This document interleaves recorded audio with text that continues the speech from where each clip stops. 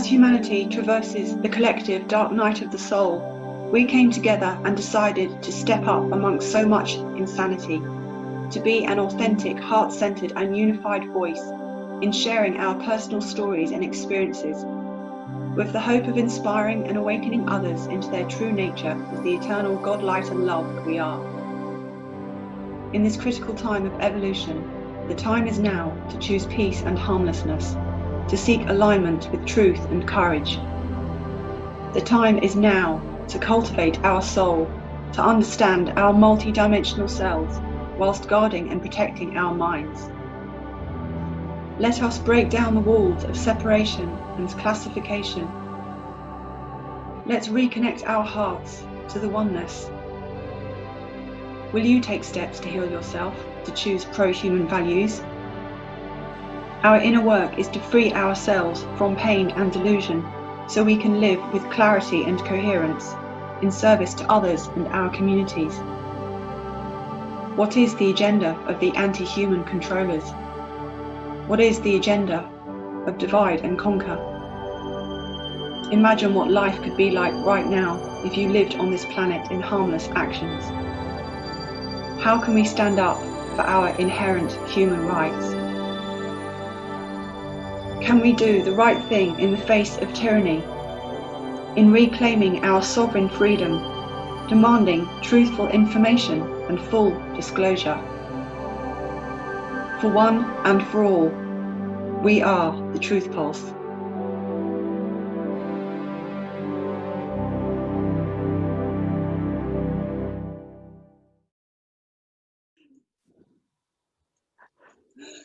Hi everybody, welcome to the Truth Pulse.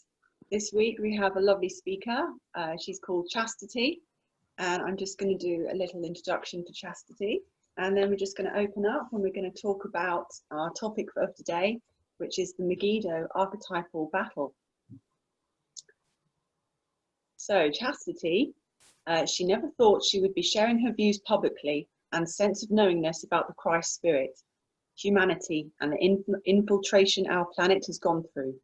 She feels that the time has come that we stand up and unite our consciousness and bring to the forefront unity consciousness with universal laws intact. Understanding the significance of the awakening spirit and how to navigate such changes are important in moving humanity forward into a reality we have not experienced for thousands of years. Our galactic memories are returning as Mother Sophia returns to heal the monsters she was forced to birth. We are connecting with our true God selves as sovereign beings. Embodying the true self will take time. This is not a race, but rather a series of choices to make. A realization that there is an exopolitical agenda and negative interference on this planet to keep us inside a frequency fence. We are multidimensional electromagnetic beings having a human experience. So today we're going to talk about the Megiddo archetypal battle, and we're also going to talk about gang stalking. So I've got some notes here about this Megiddo archetypal battle. So people might have heard of it actually if you're a Christian or if you've read the Bible. The Megiddo has come to represent the battle between anti-Christ or anti-human entities and Christ forces or human beings, as the final showdown that occurs for complete control on the earth or the material plane, as it symbolizes the final battle for control over the earth and humanity. The book of Revelation designates Armageddon as the assembly point in the apocalyptic setting of God's final battle against evil on the earth. Evangelical Christians believe that this physical location will be the site of the final battle between Jesus Christ and Satan, as it is outlined in the book of Revelation. What's your share, Chastity? Oh, my share. Oh my gosh. What is your thinking? Thank you for having me, first of all. I'm honored to be here. So thank you so much for the invite and for allowing me to share and collaborate with you guys. I think this is You're doing beautiful work, and I'm honored to be part of it. So thank you. Thank you. Um, wow. The Megiddo battle, revelations. So I grew up Catholic. So there's a lot tied into the fear of, like my mother, for instance, really was tied into those dark mother energies. And there was a lot of fear tactics, and they were around what we're going to expect at the end of the world, because Revelations, the book of Revelations, says this, that, and the other thing. And being a child that has come into this world, at the very least, partially awakened, it was a really big challenge from day one to really suss out what the truth is and what the truth isn't. Because when you hear something that is not the truth, then for me, it brought up ideas, memories, and confusion. Something that's really fascinating. My mom was really young when she got pregnant with me. And so when I say really young, I mean she was 16 years old. So um, my mother, I mean, this goes back generations, you know, and I'll try to be brief. But my mother actually was visited by a being when she was pregnant with me. And this being said to her, "This child is going to be ours. She doesn't belong to you." And my mom had said to this being, "Fine, you can have her." Well, my mom didn't understand, and still today doesn't understand, those kinds of uh, exchanges are verbal contracts. And so essentially, she had given my soul willingly, instead of being my caretaker. You know, we become stewards of our children. When we have our children, we then steward them, and my mother had given that right away.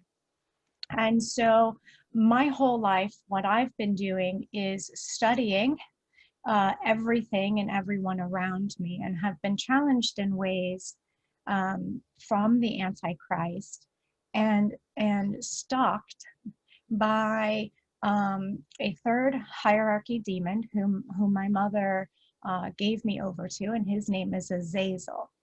So I spent a lot of time really understanding who and what Azazel is in these fallen angelics, which is also a fallen level of human consciousness, right? So really going in and understanding my life through the eyes and ideas of always being battled by demonics, always being able to see when other people, what is a possession, when is somebody being stalked. It's really crazy. I have many stories, but even just recently, as in 2 days ago, I almost thought I wasn't going to be able to make it on your guys's show. I came down with a slight headache, and that headache actually turned into uh, waves. So, you know, for those of us who have had experienced labor pains, you know, like the waves, they come up, like, you know, it's coming up, the pain is going to come, and then it goes back down. So what had happened to me is I was getting these, it started with a headache, and then this wave and this would come up of extreme pain that I couldn't make sense of, because the pain didn't feel like pain in my body. And so what my guides had shared with me is it was planetary pain. So we were purging, I was purging aspects of these darker hierarchies of this particular battle that we're going through, right? And so it would come up in my body and my whole body would convulse and like it was shaking uncontrollably. And then I would cry because it was so painful and shielded from a lot of the pain. But then what I was able to see was interesting, and they said it was called a gravitron. And so I actually looked it up, and thank goodness for the Ascension Glossary. Anytime they give me a name, I tend to be able to find it. So I looked up what is the gravitron, and I could actually see it. It was a machinery, it was an architecture of energetic forces. And the gravitron is part of the beast machine, which of course is directly connected to this AI weaponry that is being used for the Megiddo battle, for the Antichrist battle against the Christ consciousness. So as we are raising our consciousness and we are embodying and becoming that risen Christ, right? The Christ is rising in us. We're really being challenged and forced, and some of us are purging planetary pain and traumas, and then I can go into so much more. But I'm even having like timeline shifts, and timelines on top of timelines are happening, and I'm witnessing them at the same time. I don't know, do you guys have what are you guys experiencing? Because I could go on and on. I'm a talker, so. Oh, that's brilliant. Thank you. I think it's interesting because maybe we can just focus on you for 5 seconds, because you've mentioned a few very interesting things that I think maybe for our listeners will be very interesting to kind of just put a little marker. The first thing you said is that when your mother was pregnant, the being visited and said, "This child is mine." And we talked in our previous podcasts about the bindings. Mm-hmm. And this is like a classic example. I mean, this is a very kind of highlighted example because not many people perhaps aware, and not many people are visited by beings who just so openly tell them this child is mine. But this, this was just, I'm just trying to sort of say to the listeners that this is how the bindings happen. And then you said, well, and my mom said, yeah, you can have her. Mm-hmm. And here we go, another verbal consent. So this is kind of, we give this verbal consent. Yeah. Yeah. Yeah. And we give it unknowingly. It happens all the time. It happens in the smallest little ways. There are oftentimes, it sounds like we're going to get into gang stalking later, but it's, when we hear things often, even in our own mind, and it sounds like our own voice, when we don't understand that something that we hear that could be, even if it's our own voice, something that we hear that could be, that's negative, or even if it's as simple as talking down to yourself, oh, I feel awful today, or oh, look at that poor person over there, they're suffering, right? And then we identify like that. But when we get into that lower level of consciousness, we then are in agreement to that, and then we're feeding that darkness, we're feeding that, for lack of better term, negativity, from my perspective. But then we think oftentimes that it's us, that it's in our own minds, that it's us saying these things, or it's us feeling these things. And oftentimes that's just not even, most oftentimes, especially when it's a lower vibration, it's not organic to us. It's not authentic to us. And these beings, recently for me, because I'm having these timelines, because we're purging so much, and I have really worked hard, and it's what I work with other people, is learning how to recognize something that is not authentic to you. So recognizing what fear is, right? What are we afraid of? And for me, once I was able to recognize even just the thought process, a negative thought comes up, right? This is something that's so simple. A negative thought comes up and I recognize it and go, okay, this is not me, because this is not organic to humanity. This is not the Christ, right? Right.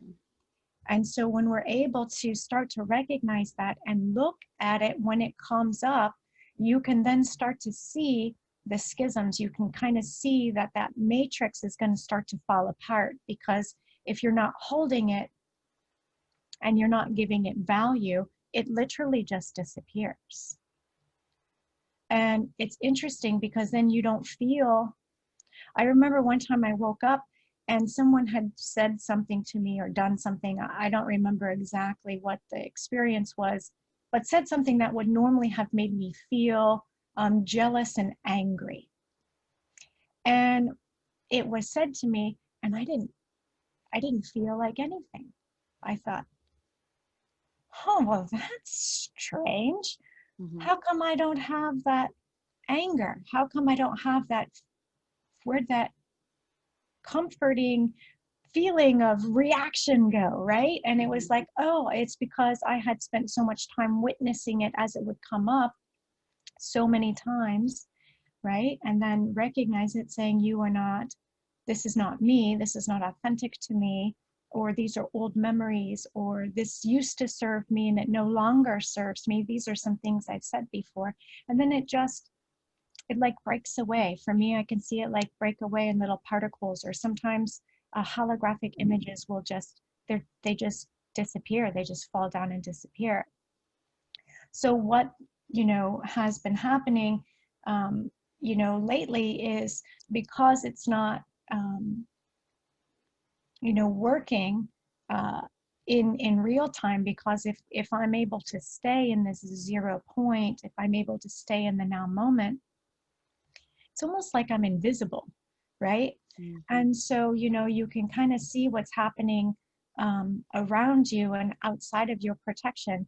And so what has started happening for many people now,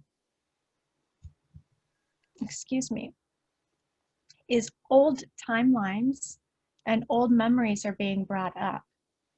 So when I was a child and I was trying to suss out, and this is something that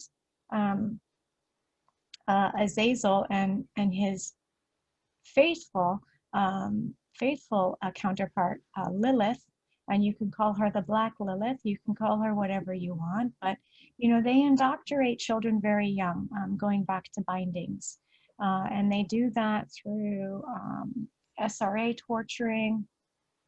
They do that through sexual abuse and other things. So it's instilling in a child at a young age that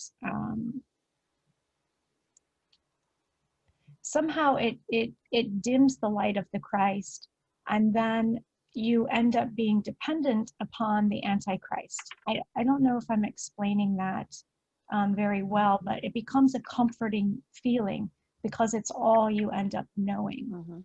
And so you live in fear and not able to express yourself for fear of more torture, if that makes sense. So they've been pulling out.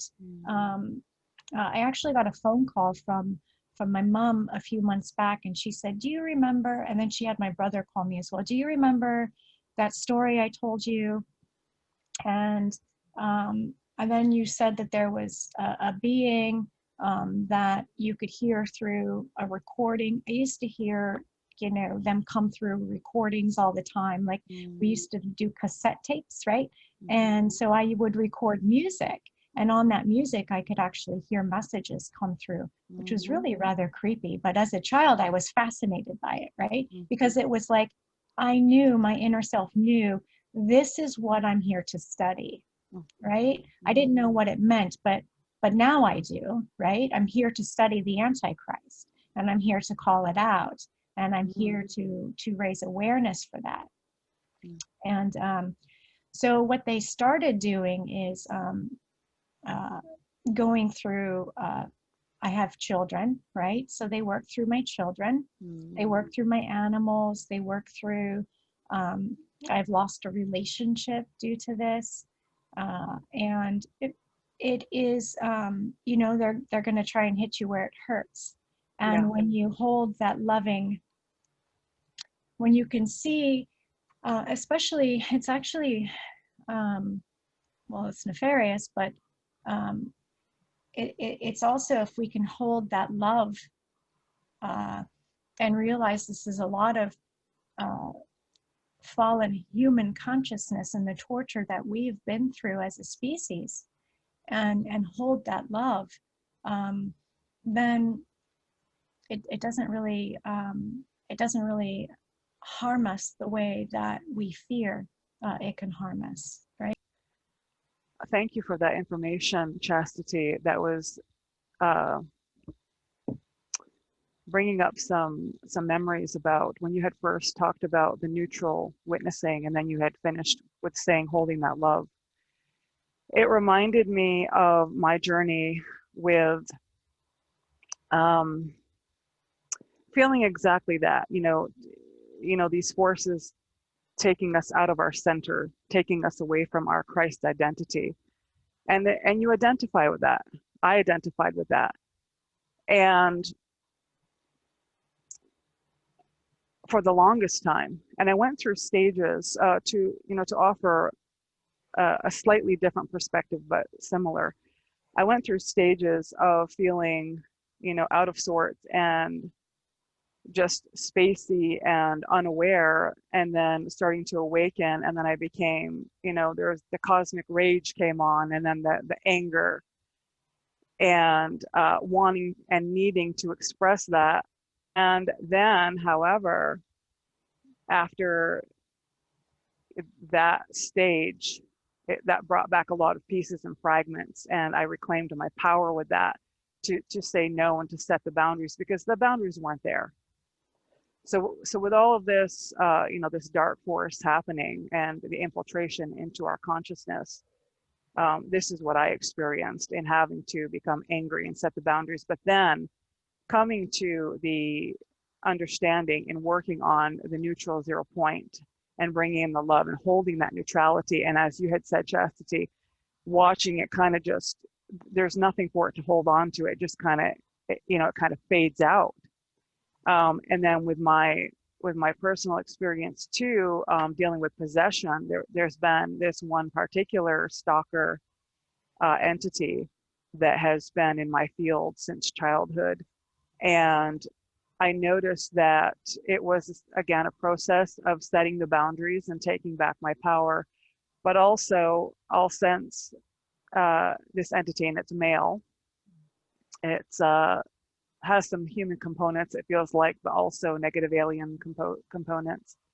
Haven't quite figured it out yet. And I've gotten to the point now where I'll feel it come into the field through a dark portal that hasn't been healed yet, and often through my throat area. But if I am able to hold the higher frequencies, which I can often nowadays, it neutralizes it, and it just can't hold on. So I wanted to add that perspective. Thank you. I think that's beautiful. Those the dark portals, they're so unpredictable because anything can come in, and when you can almost, once you get more and more comfortable with holding neutrality, right, you can actually feel in your energy field if something is weakened or has been opening or is opening up, right? So you can you can feel it, because it's like I do massage therapy, right? And so it's called, when we talk about pushing one spot of the body on the muscle, right? It moves. It's called tensegrity, right? You can't touch one spot on something without it shifting and moving the entire structure, right? And so when you can start to really feel your body, and that means your light bodies that are out, right? You can feel when something starts to come in and poke it, right? And so you go, oh, what's that? There's something out there, right? And so I have found immediately calling in the Celestine fire just to hold space for a minute, like just to hold, you know, if there's anything weakening or whatever until I can take a look at it. That has been very helpful. And that's like a white gold powder. And it's really very powerful. But the dark portals, interesting, Sonia, I wonder if it happens, you know, if you're seeing that with other people, because when other people don't know black hole entities and black hole portals are real, right? It sounds sci-fi, you know, but when you watch this happen to me, I'll just super, super brief, my partner, was weakened and completely taken over. I would call it a partial possession. And,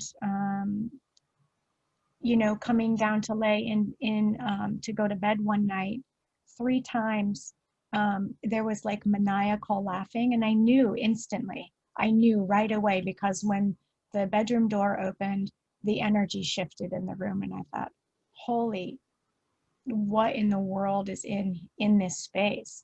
And it wasn't even in the space, it was in his body. And I was prompted to from my guides, the guardians, to not react. And had I because they weren't able to get to me any other way, I wasn't reacting, I wasn't moving out of 0 point, and it was pissing them off, right? So they're coming to try other ways. So went through him, literally laid down next to me and said, I effing hate you. 3 times, waiting for my response. And my partner at the time remembers a little bit, but not really, right? Like just has kind of like this faint idea of, you know, I think I thought that, but I don't think I said that. Like, I don't know, like, so there was no memory, no comprehension of what had happened. It did raise fear in me. It raised it right up. Like I could feel it all go warm in my body. And then I thought, nope, nope, nope. I'm just going to look at this. I'm going to bring that back down, and I'm just going to very calmly leave the space. And that's what I did. I very calmly left the space. I didn't interact with it once, meaning I didn't make eye contact. I didn't say anything. I didn't do anything. I just calmly left the space. He fell asleep. The thing left. And it's scary when you see them go through other people, right? Because when it's in you, you go, oh, okay, that's me, right? Like I can control myself. But when you see it in other people, right? That's some scary stuff.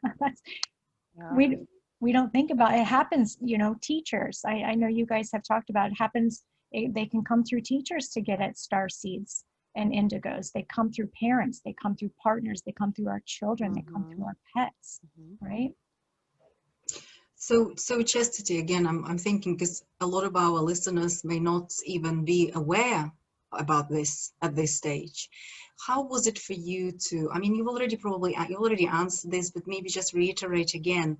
So the first stage is to recognize that potentially it's a possession in another person or in oneself. Yes, to recognize these forces. And you mentioned Azazel, yes, you mentioned and Lilith, yes, and this is the 3rd hierarchy, fallen. Can you maybe expand a little bit on this hierarchy so people could start maybe at least questioning and thinking, is this possibly a possession? Am I dealing with a semi-possessed person, or is it something trying to get through me?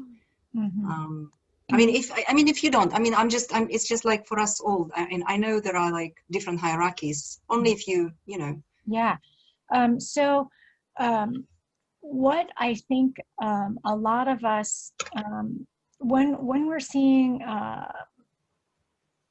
these kinds of things coming through people, I find that it's easier for me to remember that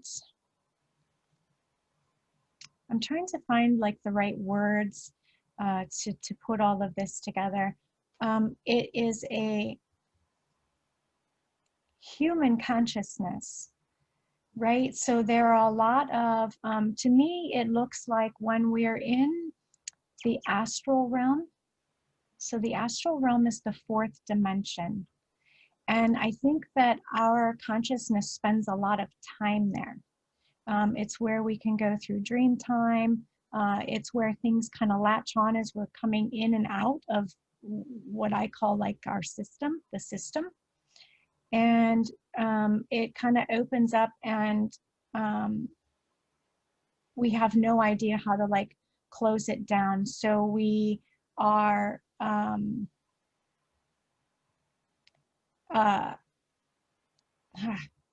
there.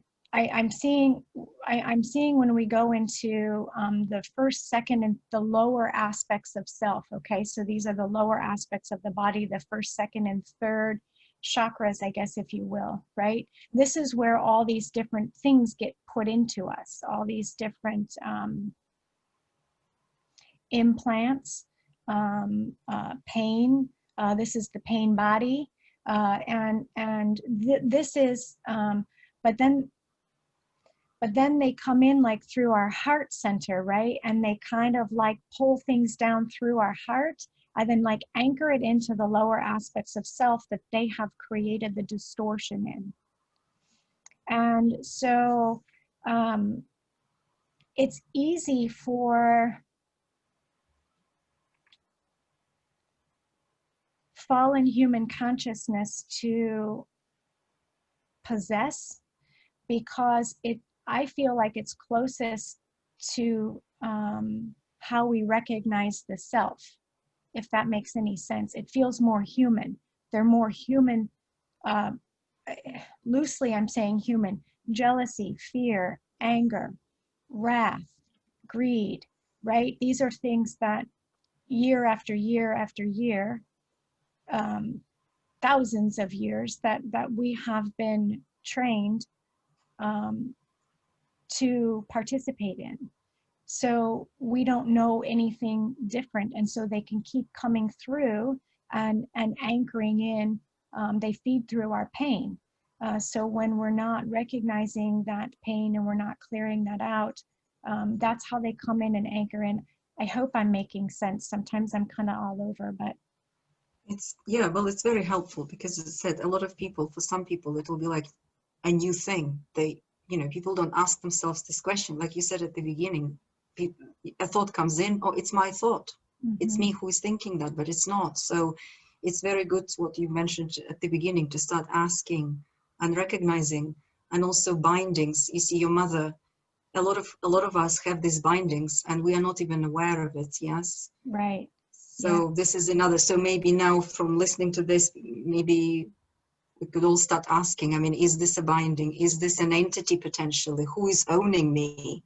Who has put a tag on me? Like you were tagged almost by these entities. Just last question. How was it for you to be a child who has been given in bindings to these creatures? Your mom just basically signed you over to them. You can have her. How was it for you? Because maybe some listeners could relate to your experience growing up like this, with like having these entities owning you. Yeah. Interesting. I mean, brief, if you could sort of give some examples so that people could relate to them. Yeah. Yeah. What I found interesting is, well, I don't even know if I know how to, I could always see, it was almost like I never knew who to trust. As a child, I never knew who to trust. And so, but I could see through, behind someone's eyes, I could see if they were possessed. And it would be like a normal person looking at you, but behind their eyes, you see something else. So when I And you can see this, gosh, this, I mean, all of these topics and things, they just layer on top of each other. But it's, I could just see, I knew. And then I thought, oh boy, here we go again. Another person that's going to make me feel tight. I feel tight around people, you know, or like like I would go really, really small, right? So it really, because I wanted to be invisible. So I was quiet and observing, scared, right? But for what reason? Not scared as in shivering in a corner, but like walking into a room and feeling small all the time. Because I thought someone was going to take from me, you know, and that goes into, you know, being handed over for sexual abuse and, you know, things like that. And so I don't know if that answers, I don't know if that answers your question. Yeah, But well, yes, sorry. no, go Yeah. ahead. Yeah, well, because example of how these entities, I mean, they claimed you, and then obviously they had you, and they had obviously harassed you and groomed you for a specific, like you said, they needed you for a specific purpose, probably the food, the loosh, you know, whatever it is Yeah. that they needed from you to provide them with. Yes, so thank you. You've sort of, so your fear, your doubt, you know, not trusting anyone, this is all this kind of installation of that kind of mindset to make you scared, to make you not trusting in yourself, not trusting in others. Yeah. Scare you, you know, maybe sexually, have various sexual kind of things When happen to you. And there's something in the human, in the fallen angelics, they create something called shadow beings or shadow creatures. And a lot of people have been terrorized by shadow creatures. And so this is an example. Some people don't see them, right? So I can give you an example. Like I could see them, and I have several times when I was younger been pinned down. One time in particular, I was pinned down by a shadow creature. It was ugly as all get out. It's all of human consciousness, like the ugliness, all of the savage aspects of humanity, and all of the darkest things. And it would raise my fear. It would feed off the luge, like you said. And then I would shout. One time in particular, I shouted out for my mom, and I said, mom, because I was scared. I wanted help. I was trapped. I was literally pinned down.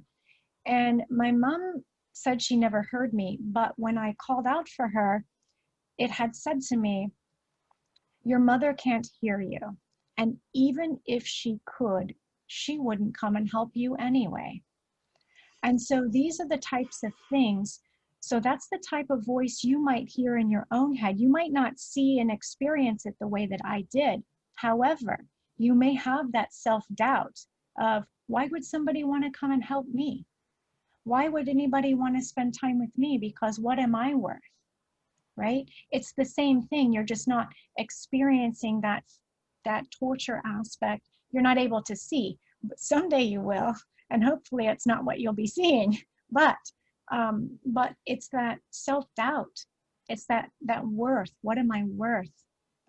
Why would anybody want to help me? Why would anyone want to hire me? Think you have a new job, you know?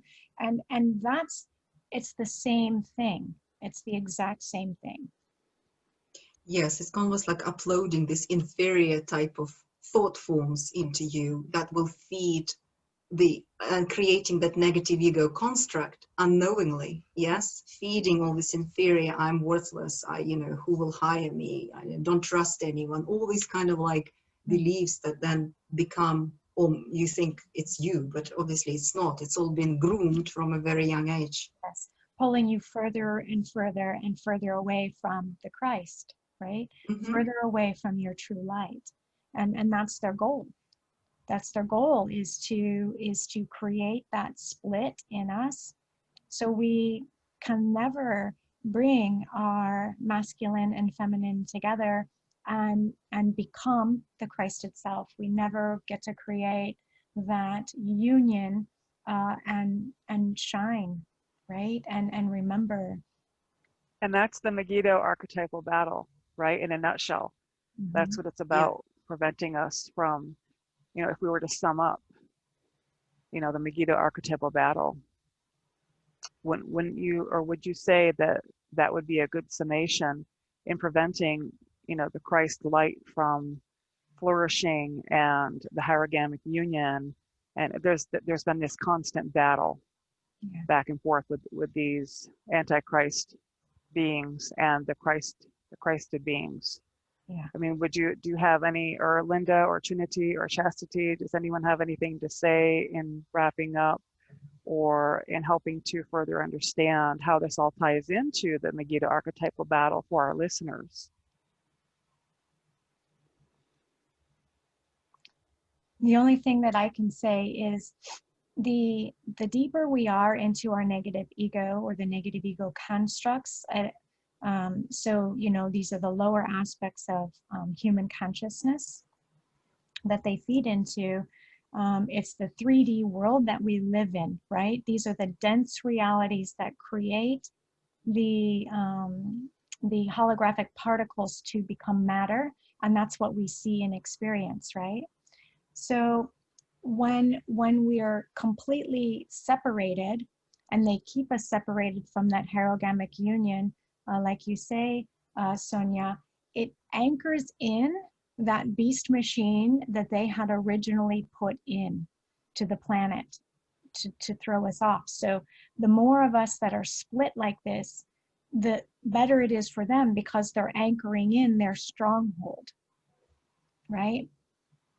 So now the star seeds, I mean, we're waking up and we're pulling the plug on everything, going, everybody's got to wake up. Like we got to wake up here, you guys, because we need to shift. The, you know, the planet is moving into territory it's not been in yet, right? We don't have a choice but to ascend, right? So we might as well just start waking up as many people as possible. And once we can unplug them from that beast machine, right, then we start to go and get back on track. At least that's how I see it. Well yes, said. and it's also, yes, very, very well said. Just to add that, yes, it's also an individual process. So it's like, you're right, waking up and having and making an effort to wake up as well, and look into the ego and develop the sort of self-awareness, and because it's like almost like as an individual, it's a personal and impersonal. The journey is on micro macro, so it's like a call for everyone to say, hey, I want to look at this. I don't want to be scared anymore. There are these forces, and I'm going to look into them and identify them, call them out, neutralize them, learn about ascension, learn about this neutralizing the 0 point, masculine, feminine. Yes, because that's why they're afraid of us merging, like you said very well, Chastity. They are terrified of that, because if we merge, we are like perfect 0 balance point and become invisible, become immediately lifted, different frequencies. So we've got to work for it. Yeah. We can't be seen in 0 point. Can't be touched, right? They can't hurt us there. They can stalk us all they want. They can watch us. But they can't. It's like they look and they can't really see you. It's not until they've done something or we remember something that's still attached to our lower body that pops us online. And they're like, oh, there you are. And it's like, oh, I better get back into that 0 point because I don't want you to see me, right? Yeah. Yes, and this is where the shadow body healing, now all of us, you know, everybody needs to look at that, because they can connect to our shadow and turn the Megiddo on ourselves. So if our shadow is not cleared, we'll be fighting our shadow within ourselves. Perfect for them. They'd love it. Good point, so we Trinity. need to, so it's like, okay, I'm not going to fight my shadow because you're going to get loose from me. With you, I'm going to transform my shadow by my awareness and what Chastity, what we're all saying, you know, by this 0 point non-engagement. Perfect example you gave, such a beautiful example, when you did not engage with that entity. With your, I mean, they wanted you to just lash out or get somehow, no, you just like, I'm leaving this space. And that's exactly what we all need to do, you know. So thank you. That was beautiful how you You're welcome. gave that example. So are we good to go for the next point? Or what are we? Where are we moving from here? If nothing else to add, thank you. So far, so good.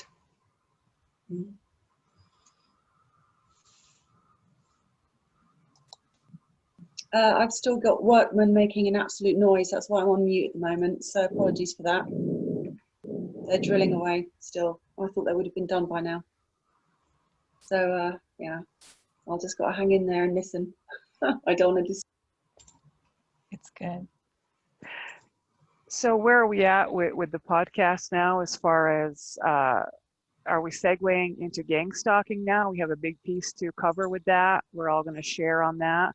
Or are we still within the Megiddo battle section? I think we could move on to the gang stalking, because I think unless anyone else wants to add anything, I think we summarized, gave good examples. So.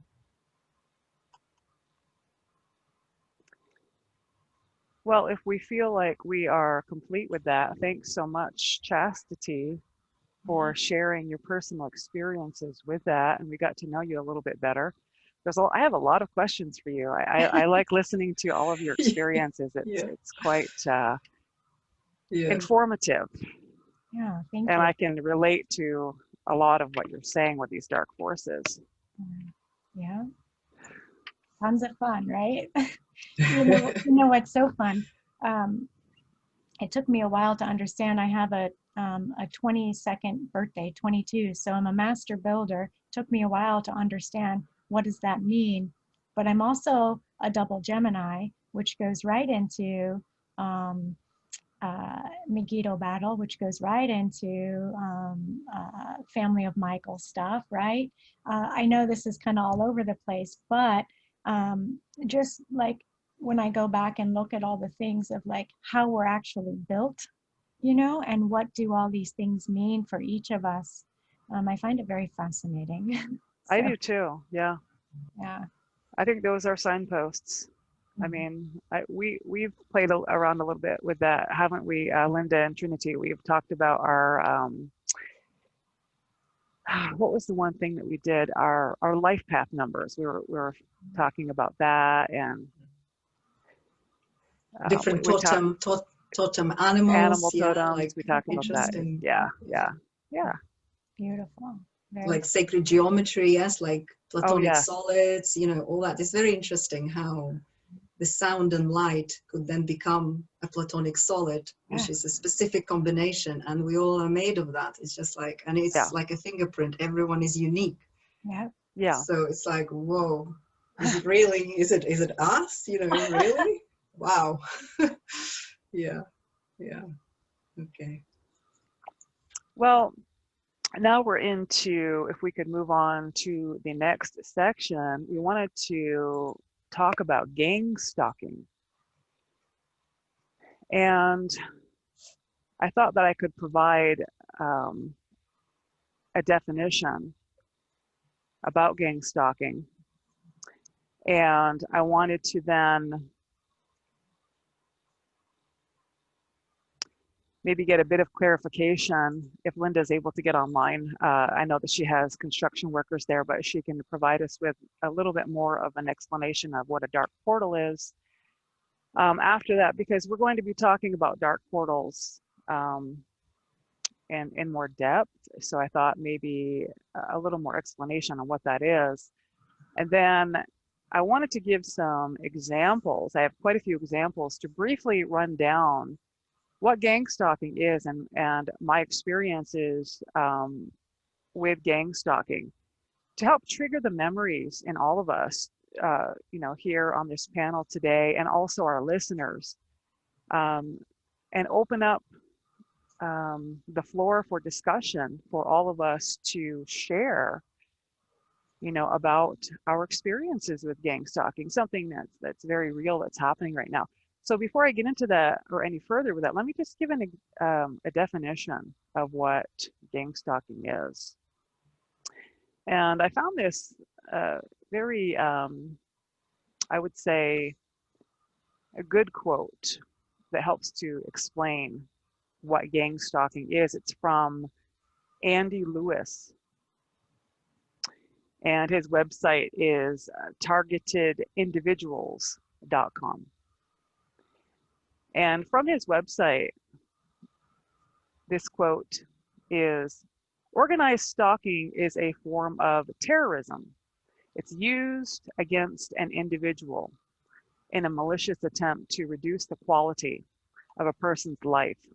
So they will have a nervous breakdown, become imprisoned, institutionalized, experience constant mental, emotional, or physical pain, become homeless, commit suicide. And this is done using well-orchestrated accusations, lies, rumors, bogus investigations, setups, framings, intimidation, overt or covert threats, vandalism, thefts, sabotage, torture, humiliation, emotional terror, and general harassment. It is a ganging up by members of society who follow an organized method and participate in systematic terrorizing of an individual." Now, to me, gang stalking involves all of those things, but it also includes the imposter spirits. Okay, so when he is saying members of the community, okay, this could be the dark portal members of the community doing this to a person. Okay,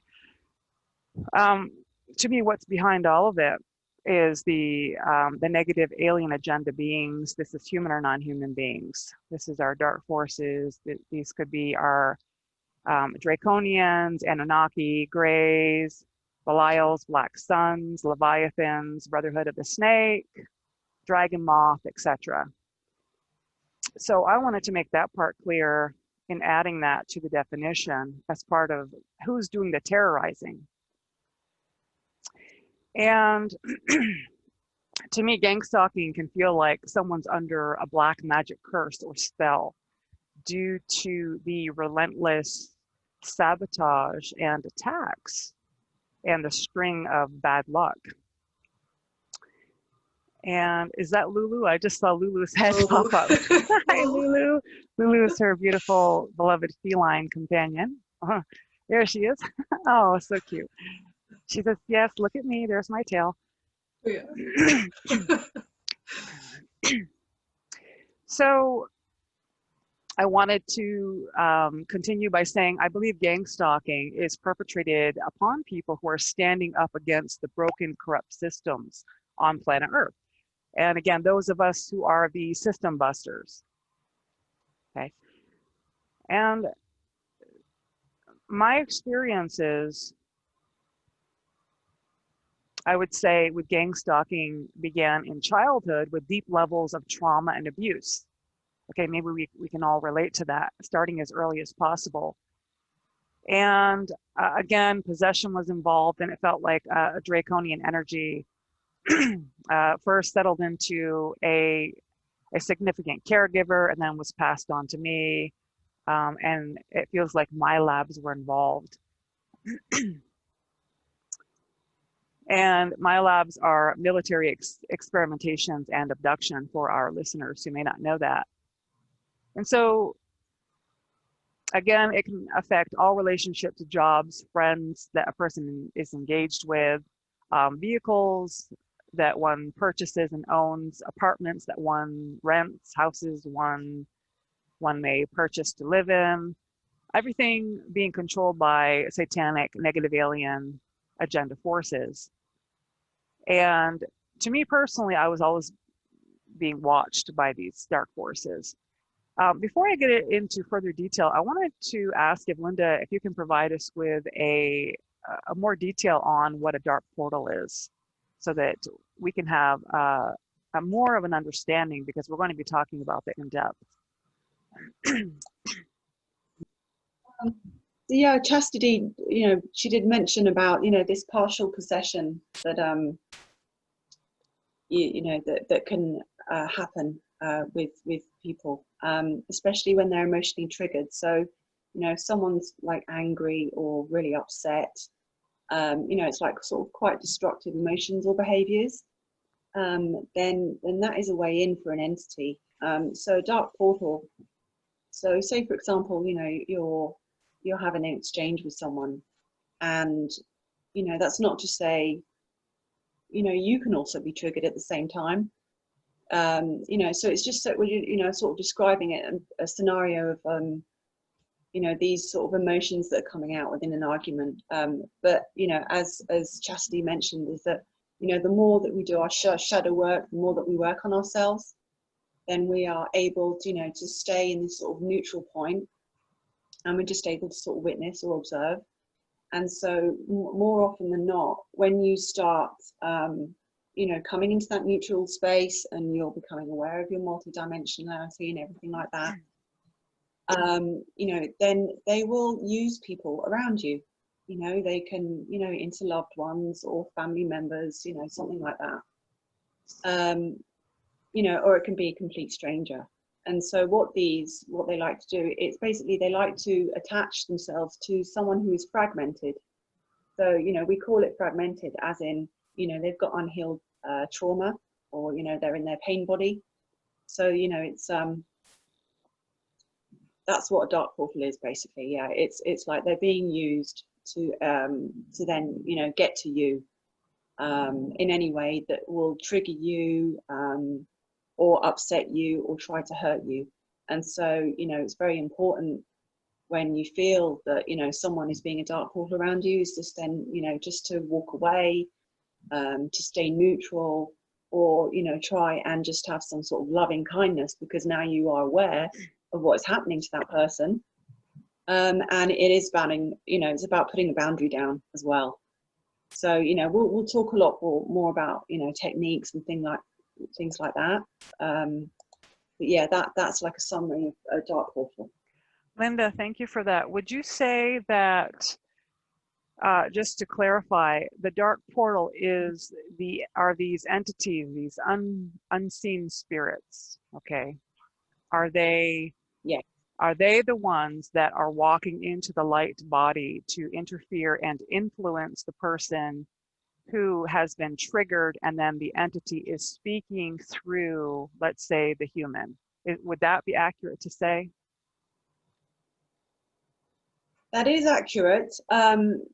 You know, they can walk in and they can attach, but you know, they are also already attached. So to be aware of that as well. You know, people are walking around on a daily basis in their light body already. They have these attachments, and you might not be aware of them. You know, for if you know a person, but it's only when they become more triggered, then this entity or this attachment will then come out. You know, it will show itself basically. And the Yeah, free, does that make sense? So yeah. Yes, I just want to add that from what I have sensed, I don't necessarily see, I just sense the frequency, the signature. There are three main areas where they attach: the brain, the heart, and sexual organs. I mean, there are obviously other areas on the way. We've got gallbladder meridian where they can get in, and there are other centers that are subsidiary centers, but the main three, like, you know, you could almost feel and sense on everyone, on many people, is the head, the brain. So something, especially around the ears, like we have the portals, because we talked a little bit about our kind of body as a portal system. So there are certain portals around, and this is where they, and of course sexual organs. So I just wanted to chime that in, what Linda was saying, so that people could start recognizing and sensing, is it in the heart? Like Chastity said, they come in through the heart, they invert, they do something that the pain then cannot be processed harmoniously through the heart, emotionally, how we're meant to. It gets stuck in the sexual organs, in the pain body.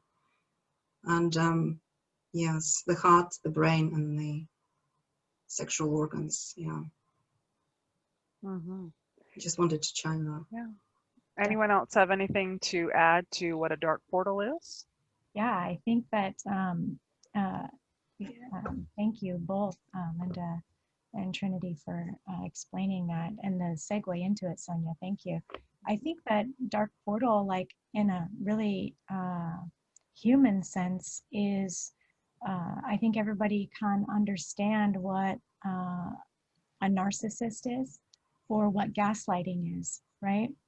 And you know, some of us are in romantic relationships and being gaslighted.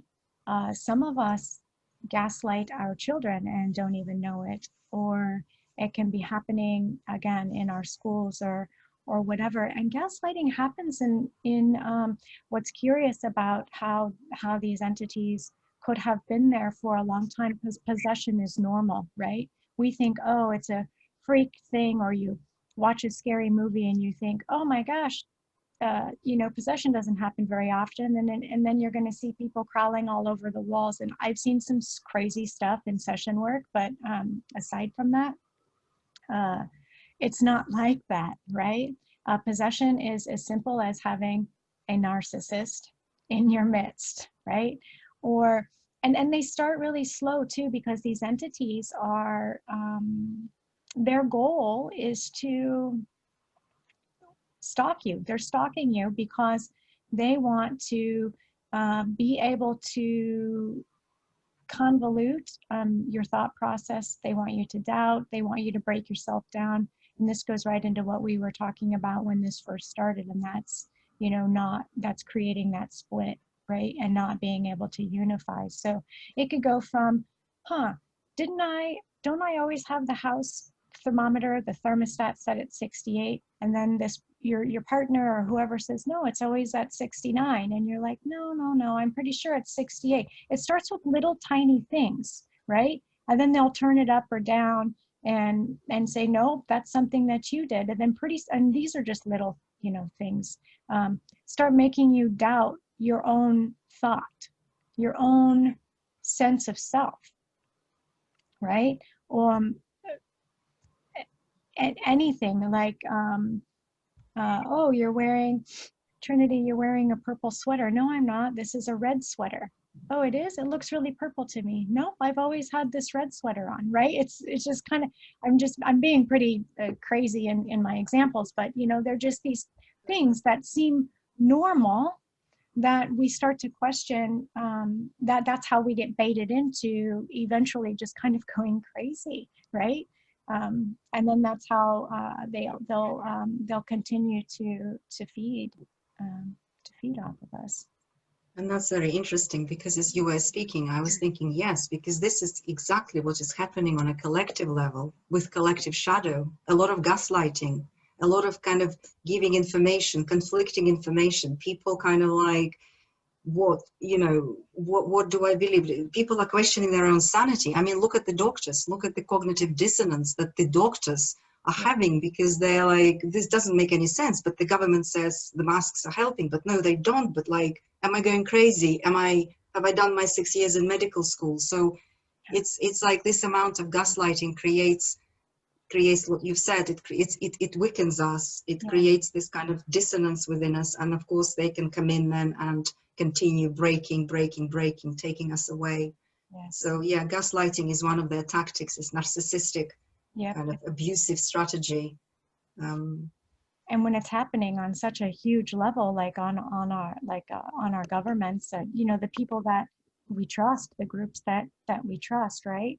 And then you get to just understand it and accept it. And like you said, it's the cognitive dissonance, right? All it takes is just for a couple of people to go, wait, hold on. There's more to this, and there are truths that we're not seeing, and that's actually what we're currently seeing. This is you know, it's the rise of the people. I think it's called the rise of the Christ, right? And we're squashing that Antichrist, and boy, they are really upset. And now one of the things is, you know, they're saying, and this is something that happens in relationships too, well, you hurt my feelings, or I'm this way because you did this, that, or the other thing. And our larger structures, our larger governmental structures or pharmaceutical all these are saying, you know, well, in terms of the masks, you know, so and so, your grandma, this is what your grandma is sick because you chose not to wear a mask, right? It's the same as saying you hurt my feelings because you did this. It's that same type of gaslighting, that start for that gaslighting. And yes, and emotional manipulation, yes, via guilt, via like, I want to be a good citizen, I want to do right thing for my grandma, but actually I'm actually killing myself and grandma in the process by following. And also false king of tyranny, you know, this is again collective kind of purging of the government as a father figure, as a protective father, but actually a false father who is, instead of loving their, you know, who gave their trust in them and protecting them, they're actually killing them and giving them false information, lying and providing a lot of gaslighting tactics for their own agenda. And this is the kind of massive awakening for people. A lot of people just do not want to face this, that this good father suddenly turning into a very tyrannical, false, domineering, abusive king who just wants what they want and they'll take it by any means. yeah, like a little toddler throwing a fit. That's my toy, right? Yeah. It's very intense. It's very intense. And on the larger sense of gang stalking, you know, well, you get into different types of sprays, you get into different types of technology interferences. I have a really fascinating story. When I had first started learning about, I used to try to protect my energy body different ways. So once I found the 12D shield and I learned that it evolves as we evolve, as our light body, as we bring more of our higher self into our body, we see we begin to see more of our authentic signature come online, and our shields actually morph and change to that. So we're I love the 12D shield because it gives that foundational piece for us to be protected, to bring that in. I was laying in bed one night and I heard this wong, wong, wong, wong, wong, like this really crazy sound. And I thought, what in the world is that? And then I felt it come through my entire house, my entire house. It didn't come through me because I was shielded. So I literally felt my own little protection, but it went through my whole house. I sensed it go through all of my family. And I thought, holy crap, what was that? And then I could hear it go farther away.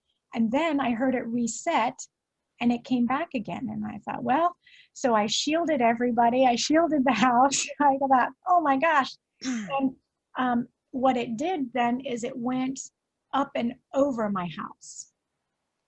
And then it went a little slower. It came by another time and stopped over the top of my house. The sound stopped over the top of my house. And I thought, what in the frick is going on? And I, needless to say, was a little unnerved, right? So I couldn't go back to sleep.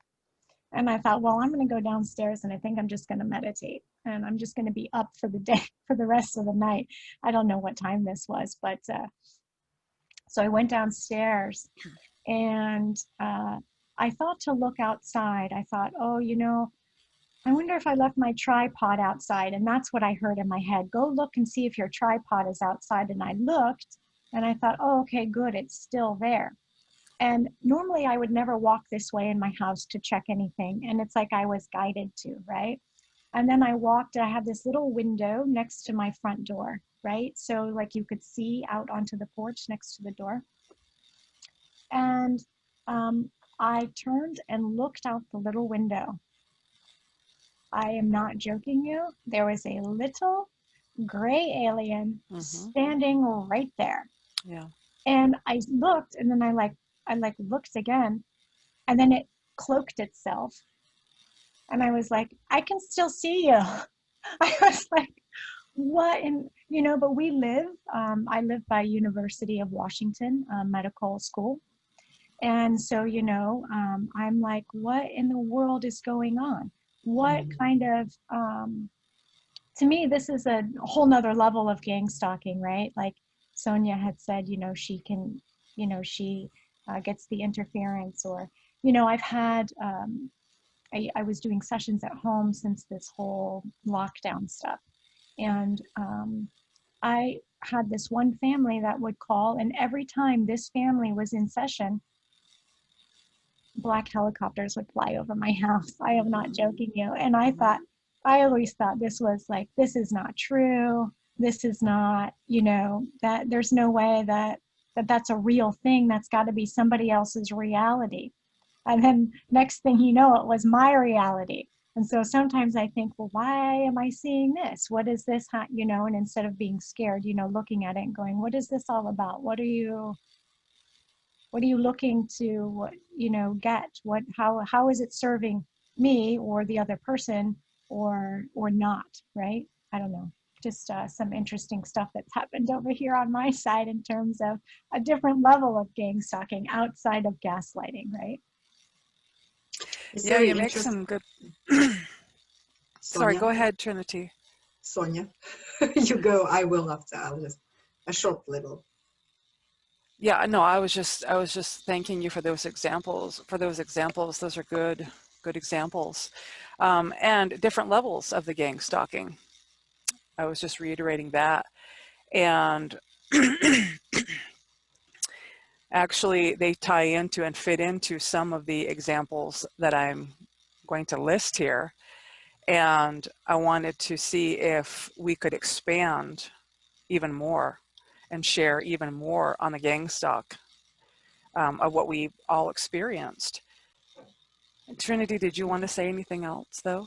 I think I'll probably maybe say, it's just Chastity said something which was, I thought was very important for our listeners to note. Okay, maybe I say it now. Chastity said, I see you. I mean, this is the key word, because these entities who cloak themselves, these entities who try to possess us and come as dark portal, their key card is that we do not acknowledge them. They love to stay in the shadows of unknown kind of, you know, as soon as one says, I see you, they hate it, they don't like it, and they collapse. It's like they cannot, like Chastity, you said, I see you, and they had like, I had no choice. That's it. You've acknowledged they're there. You already set your space. It's a Christic environment, and they had to bugger off, excuse my language, but you know, it's like not acknowledging them gives them power. Yeah. That's all I wanted to say. So even if you just say like mentally, I see you, I feel you, get out of my space. Even if we cannot quite yet recognize whether they're fallen angelics, whether they're like, you know, Anunnaki hybrids or draconians, or, you know, we've got like a whole variety of who it might be. But just like, I see you, get out of my space. I can sense you. Don't stay here. So that's all I wanted to. I agree. Yeah, thank you, Chastity, because, you know, you're mentioning very important keywords, which, you know, are very good for our listeners to kind of contemplate and apply to themselves in this, because we're all in this. This is a war of a consciousness. We have to win it. We won it. But Yeah. it just, yeah. Mm-hmm. Thank you. Okay. Yeah.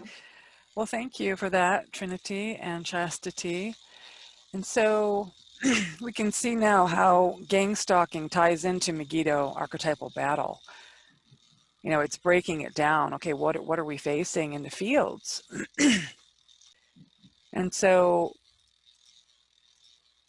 if we remember that the entities like to start as young as possible to infiltrate the consciousness of the person, of the human, children are vulnerable, and they're very, I would say, susceptible to their environment, relying on adults to keep them safe, et cetera, et cetera. If those certain components are not there, right, and we have the opposite of certain abuses, et cetera, this starts to mold our consciousness. And again, starting as early as possible.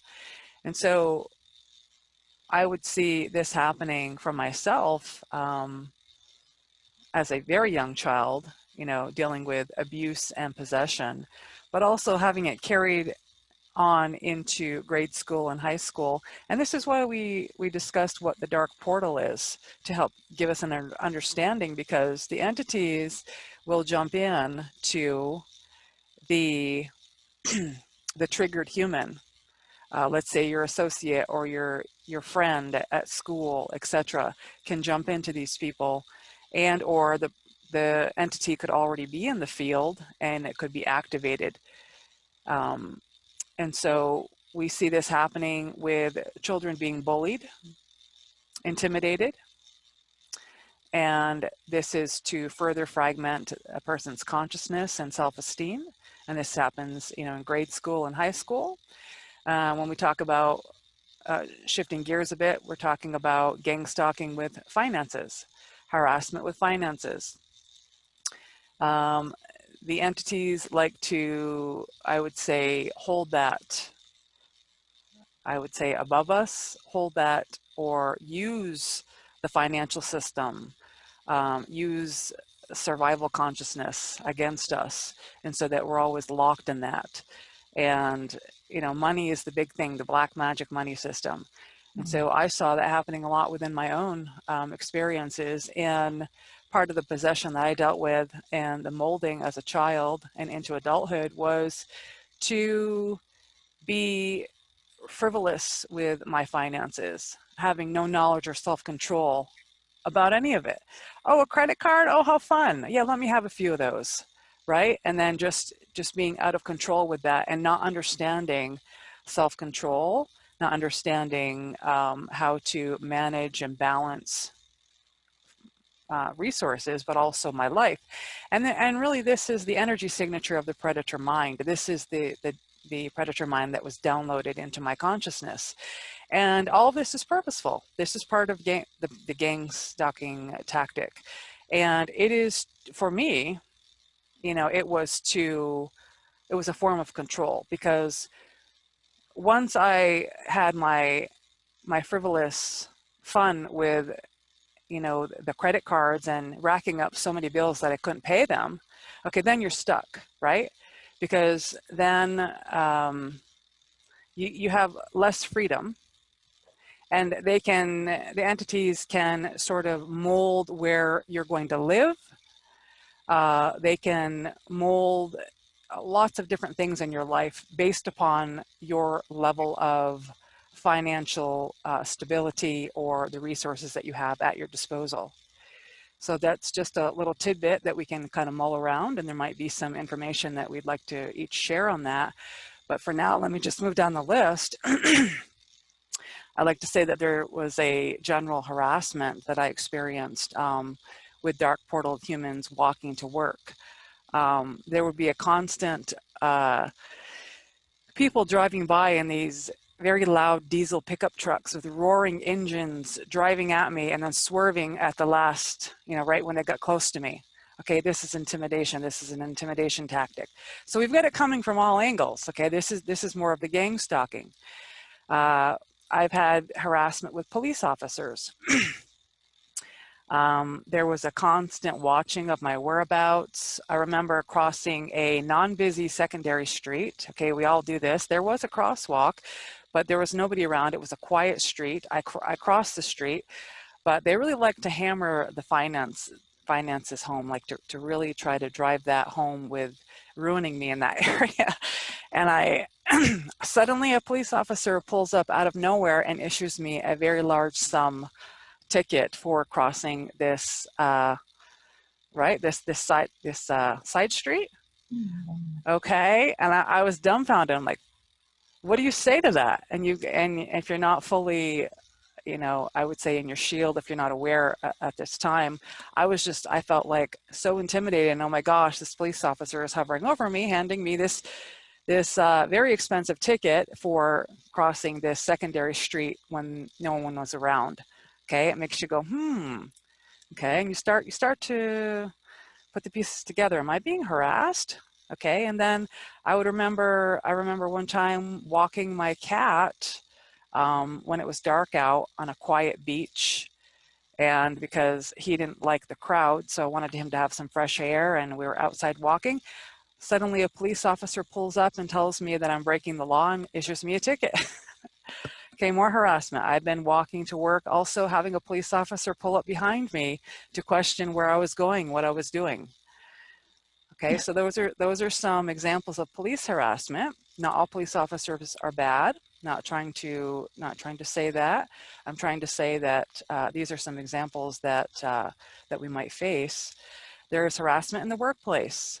I have experienced a constant betrayal and lack of recognition, sabotage, bullying, anger, disrespect from possessed, dark portaled coworkers. Again, I would experience people who have no understanding or limited understanding about ascension, no or limited understanding about how stuck trauma is affecting the consciousness.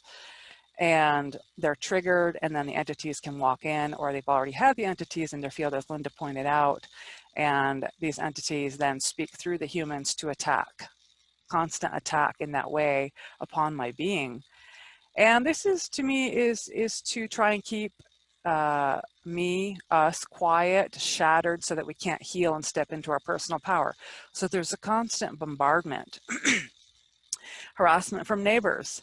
Maybe some of us can relate to neighbors playing loud music, loud voices, cigarettes being smoked to pollute my personal surroundings, not in their own area, but like would walk, like I'd be meditating outside and people would walk by, blow cigarette smoke at me. Spying, lack of privacy. Okay, and we can move on to also computer technology, internet harassment. We had a little bit of that earlier before we came on today. We heard Chastity pointed out that she heard a bit of rattling, possibly from a shamanic entity presence that seemed neutral. But sometimes it's not neutral. Sometimes it's harassing and negative. I was struck by a rainstorm once, and rain came through a leak in the ceiling and fried my computer.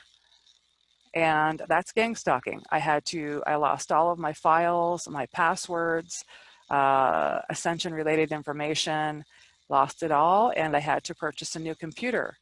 I have also had my internet crash, unable to access, quite difficult if you're trying to get things done to complete a project, or you're trying to meet, with a group such as this. In editing our videos for the Truth Pulse, I've had video editing software become compromised, lost files, software crashing, malfunctioning. Okay, so that's another example.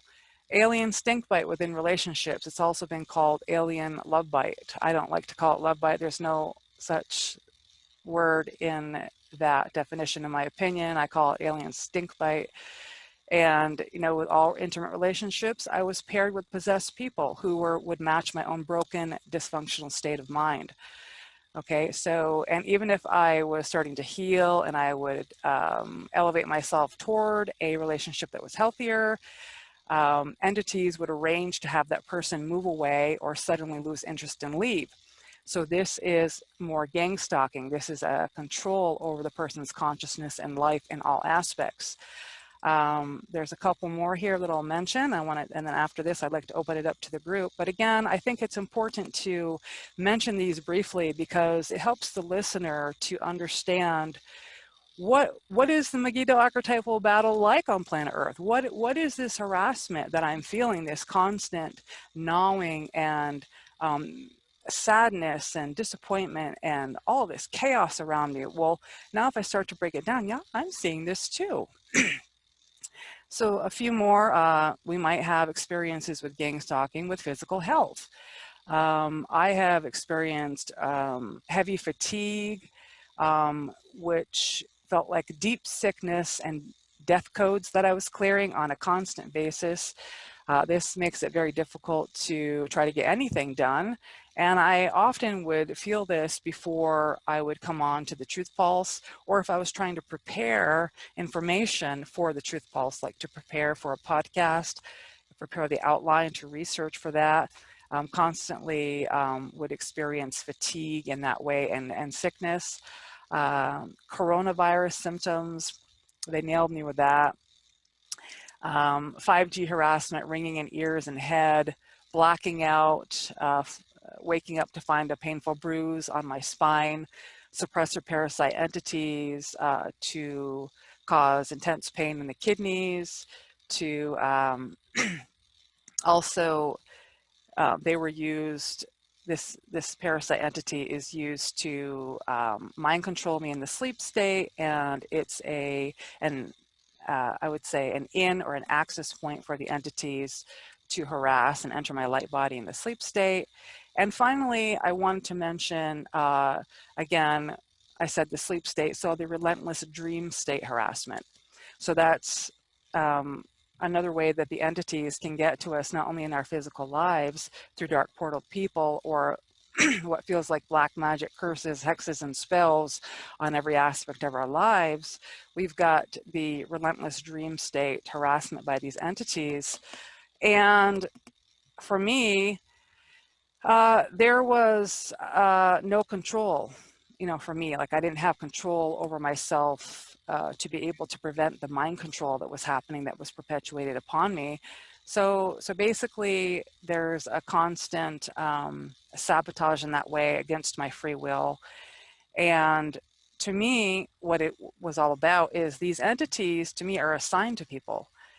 They of course are there to do many things to us, and we can open that up for discussion. But also, I wanted to mention that they are there not only to collect loosh and harm us and harass us, but they want to stop us from light working.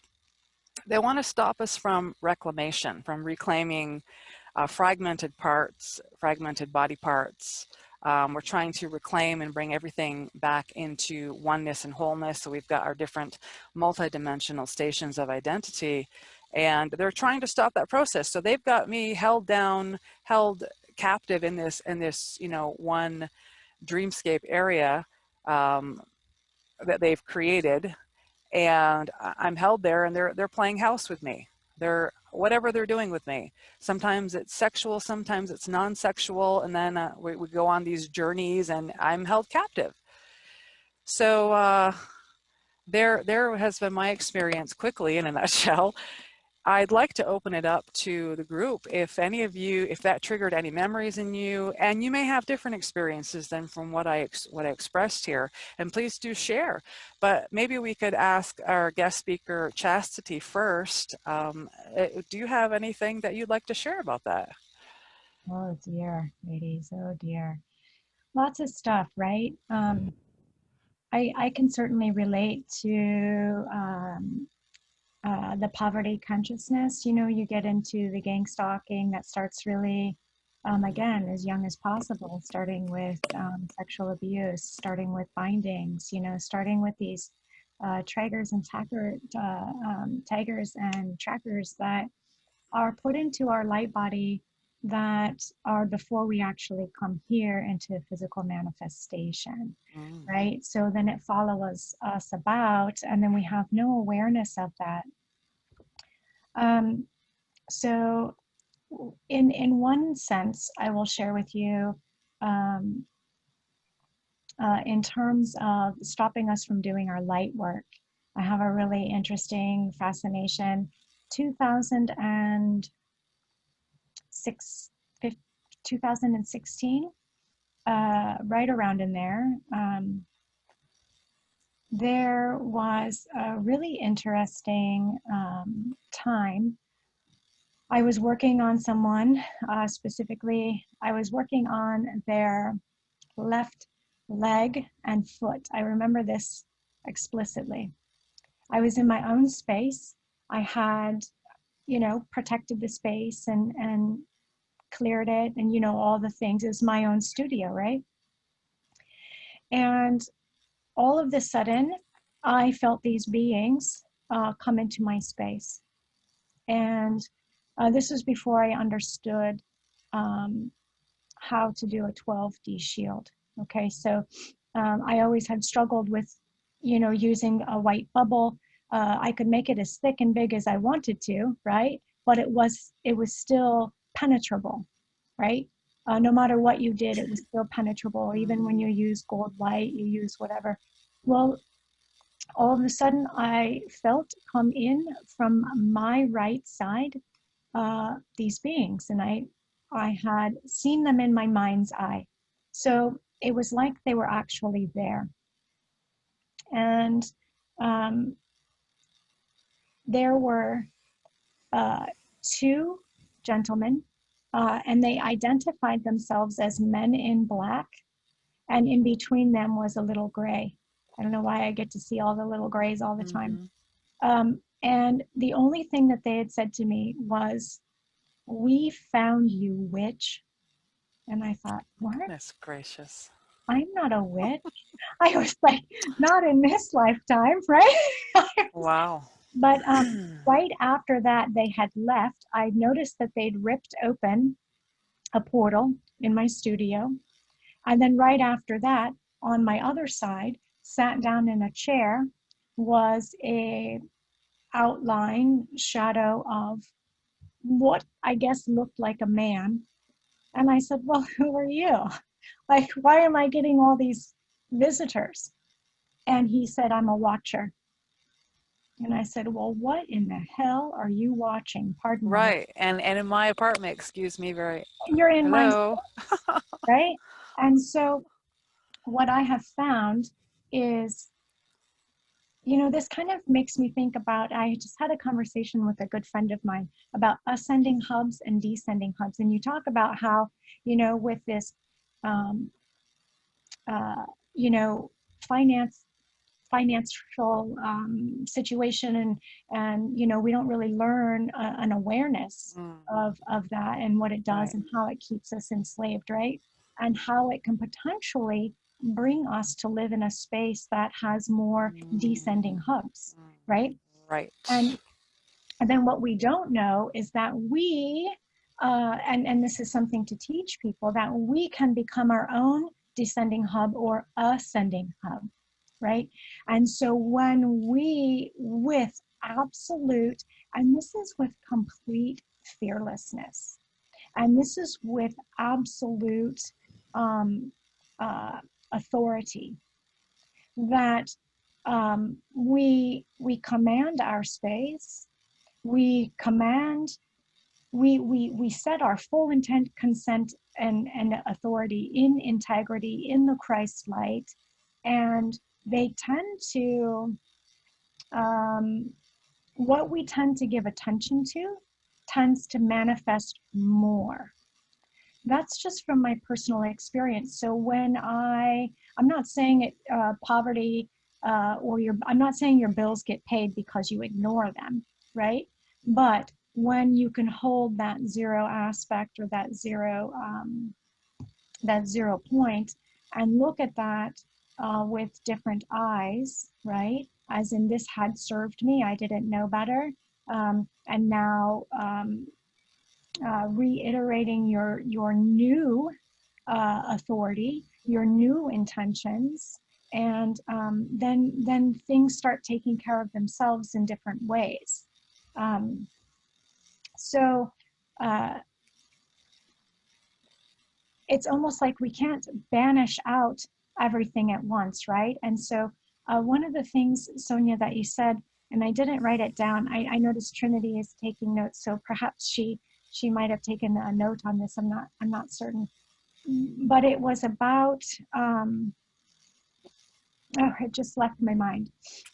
I'll come back to it if I think about it again. Yeah, it just completely left my mind. I apologize. Was it about, could I ask you, Chastity, was it about the finances that you were talking about, or were you segueing into something else? Because I had a question, or I wanted to make a comment on what you had said about the finances. Were you going to segue into something else? I'm not certain. It literally left my mind, which was interesting. I know I was going to also touch a little bit on the Dreamtime stuff and the worlds that are created, because they're worlds within worlds. bringing things up about being stalked by other people that are being used as entities. And sometimes what I have found is that, or being attacked, like kidneys being attacked, or things like that. Sometimes what I've seen in the field is that it's actually a wounded aspect of self Mm. that has been tricked to believe that the ascension is not a good thing, right? And so by not clearing that pain body, and they bring in different aspects of self that they have more control over, whether it be a clone or a stolen piece of the soul body, a stolen piece of your crystal heart, Mm-hmm. whatever that will resonate. So you recognize it, and then you stay in that the frequency of the mental field, because when they can keep us in our mental field, it's easier to manipulate the emotional aspects and continue to attack the physical body in ways that we would oversee or overlook or not notice, because we get stuck in that mental world. Did that make, am I making sense? It reminds me of altars.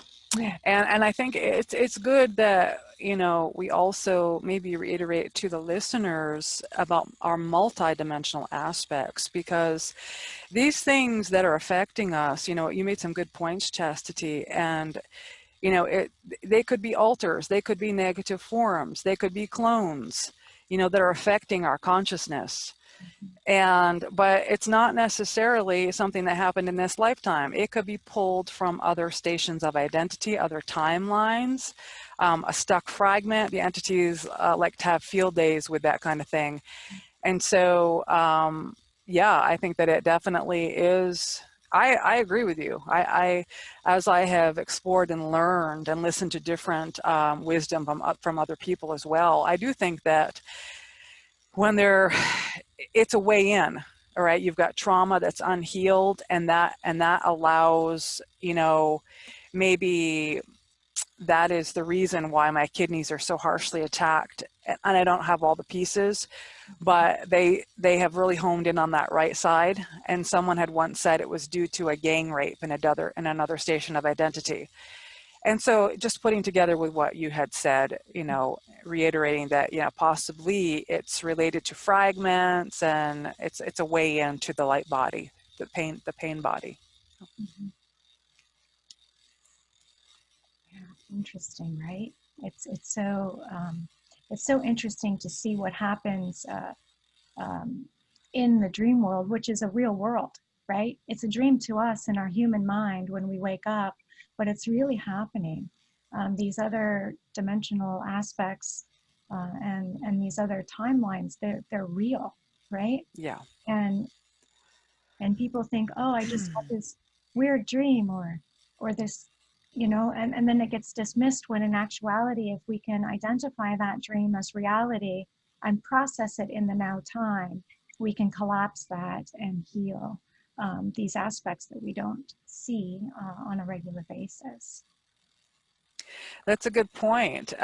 If you wanted to elaborate on that, or maybe Trinity or Linda, did you have something to add on, you know, taking a look at these alternate stations of identity and how we go about looking at that, witnessing that, and collapsing it? Does anyone have anything to share for our listeners on how we do that? Well, I could just say that dream, it's very true what Chastity said, that it's another reality that our mind does not perceive as real because we're in 3D. But as soon as we lose the body, you know, that's the reality that a lot of us are going to be part to. So, well, not necessarily the astral, but so yes, I think it's also to do with deciphering the language of light, because it's like dreamscape needs a different instrument to decipher the language, like Chastity said, to process it in your day-to-day, to process it in a here and now moment. It's also because we're all unique and we all have this kind of different language, how that speaks to us. So I suppose it's also using symbology at which are resonating, and looking at the galactic history as well, because dream space might be linked somehow to the memories of the galactic history and bringing some other stations of identity to come in Yeah. through the dream space. So I'm just saying to the listeners, you know, we probably could put some links about the galactic history and maybe some, so that it requires a bit of imagination, because our spirit is imaginative, it's creative. And that's what the dream space is. Everything is upside down. It's kind of like everything comes in symbols, everything comes. So I just wanted to add that, yes, and it just needs a bit of imagination and effort to sort of understand that language, and we can process it. Thank you. Linda, did you have anything you wanted to add? Not at this time? Chastity, when you were talking about the finances, and I liked how you rounded that up when you were saying, you know, that was then and here is now, you know, we can now choose. We now have tools. We have these options that we can come out of this possession or this conditioning, you know, that we were stuck in poverty consciousness, but we can learn to diffuse that and let it go. So I liked how you explained that for us. I had something, I don't know if this is unique for me, but I'd like to hear all, you know, what you all say on this, but regarding the finances. So yeah, just chaos and ruin with my finances. Oh my gosh, unbelievable. And so when I finally was able to be in more of control of myself and my consciousness, to say, hey, wait just a minute here. I don't like that about myself. I don't like how, I don't like there to be an imbalance in that way. And I believe in honesty, and I believe in integrity, and I don't, you know, hoarding the resources. I don't align with that at all. And then I started to realize that this is the predator mind that was downloaded. And okay, now I have to restructure everything. This kind of goes into what you were saying, Chastity. And for me, the process was resetting everything, just really getting down to basics and bringing some self-control, impulse control and self-control about within every aspect of my life. You know, having balance in that way. So I think for me personally, it is a consciousness shift. You know, it's about, you know, saying I'm not going to subscribe to this, you know, these negative thought forms, etc. But to me, it also was about actually physically hunkering down, getting down to business, and resetting everything and making different choices. So if there was, you know, it might just be helpful as a bit of a guideline for people who have been, who've experienced that. And part of ascension is, as painful as it is, it's taking responsibility. And I'm like, what do you mean taking responsibility? I didn't do this to myself. And I went through all of that, and you know, and this anger, and but this was downloaded to me and it's not my fault. And you know, you go through, or at least I went through that. But then at the end of the day, you're still stuck there. So what are you going to do about it is what I was faced with. And okay, so let me see what I can do. Then my higher self started coming in, and I chose integrity over all of this selfishness, this service to self. Okay, this is how you can do it. This is how it's done. We can just say, what are some more positive choices? And that's what I did. Okay, paying bills on time, recycling, not wasting. If I have leftovers, food, I put it in the fridge. I don't throw it in the trash. It's a revamping of everything that was service to self, revamping it to be a responsible citizen, a responsible galactic citizen that I want to work towards, and to live in harmony with everything and everyone around me. So I just wanted to add that about the restructuring process. Mm-hmm. Well said. Yes. Thank you, Trinity. Yeah, it's a very important point. You know, this is basically, you know, the buck starts with us. You know, we've got to take self-responsibility. We have to take, you know, responsibility with our emotional wounding, with everything, you know, our whole shadow clearing, because, you know, it's about service to others, because the more we look after ourselves, the more it has a knock-on effect, you know, looking after everyone else around us, you know, energetically. You know, if more people were able just to take self-responsibility, stop, you know, playing this blame game that you know, the ego likes to play, that would just be fantastic, wouldn't it? You know, it would just be, you know, the self-sovereignty of owning all the aspects that you have, you know, and turning that darkness into light. This is what it's about. This is the times now to do that, isn't it, for everybody? You know, it's just on the inner, the outer. It's all about growing, and however uncomfortable it is, because it really is. I mean, Yeah. very uncomfortable. Some days you're just like, wow, I can't take it anymore, and then it's like, Yeah. you know, you feel the Christ heart. You know, it's like, actually, of course you can. You know, you go into your heart, you feel the love that's there. You know that's not the truth of who you are. As soon as you remember the truth of who you are, okay, then Yeah. I'm ready for the next round. Mm-hmm. You know, this is the battle that we're in. You know, yeah, it's intense.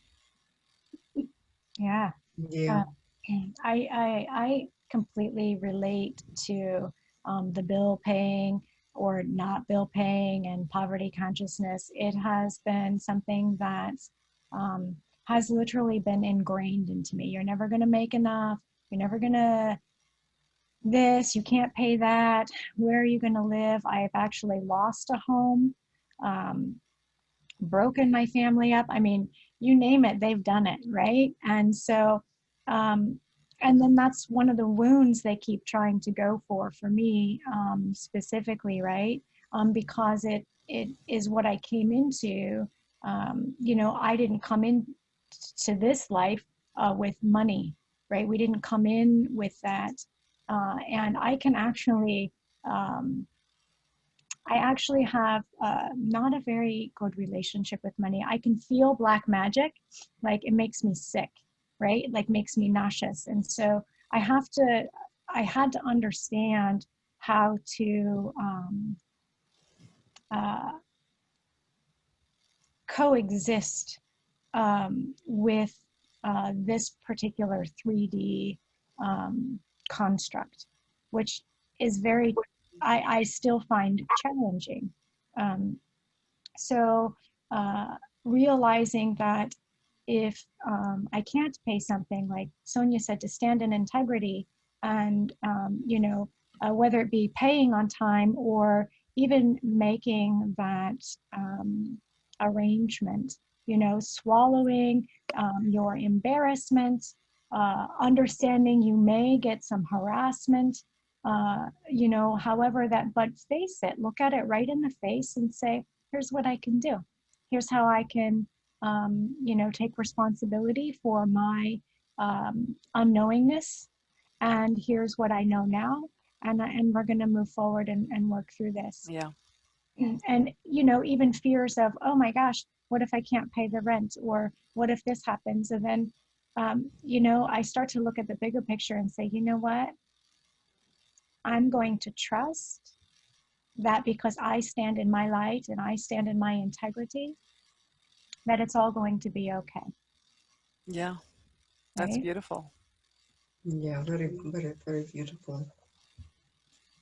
I had that sense as well, very, very recently, the sense that that's it. There is no future as such to construct in the head. It's like standing each day in the now with the creative power from the heart and just being in that. Just getting one day at a time in the now moment and creating as we go along. These constructs of the mind who constantly worries about the future or all these fears, you know, from the past, that's it, it's going. We cannot function like this anymore. It's gonna self-destruct us, almost like lower the frequency, take us down. That's it. We are moving into the 5D, which is, you know, creating with the hearts and in the now moment, being that expression. So that's very strongly coming now, that if we are to negotiate this shadow Megiddo battle, we need to stand in this, like what Chastity began that with the 0 point, standing in that space. So that's my little chime on that. Well said, Striving. Trinity.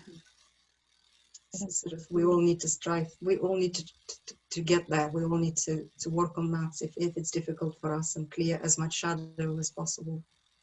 Not be afraid. Not bury our head in the sand.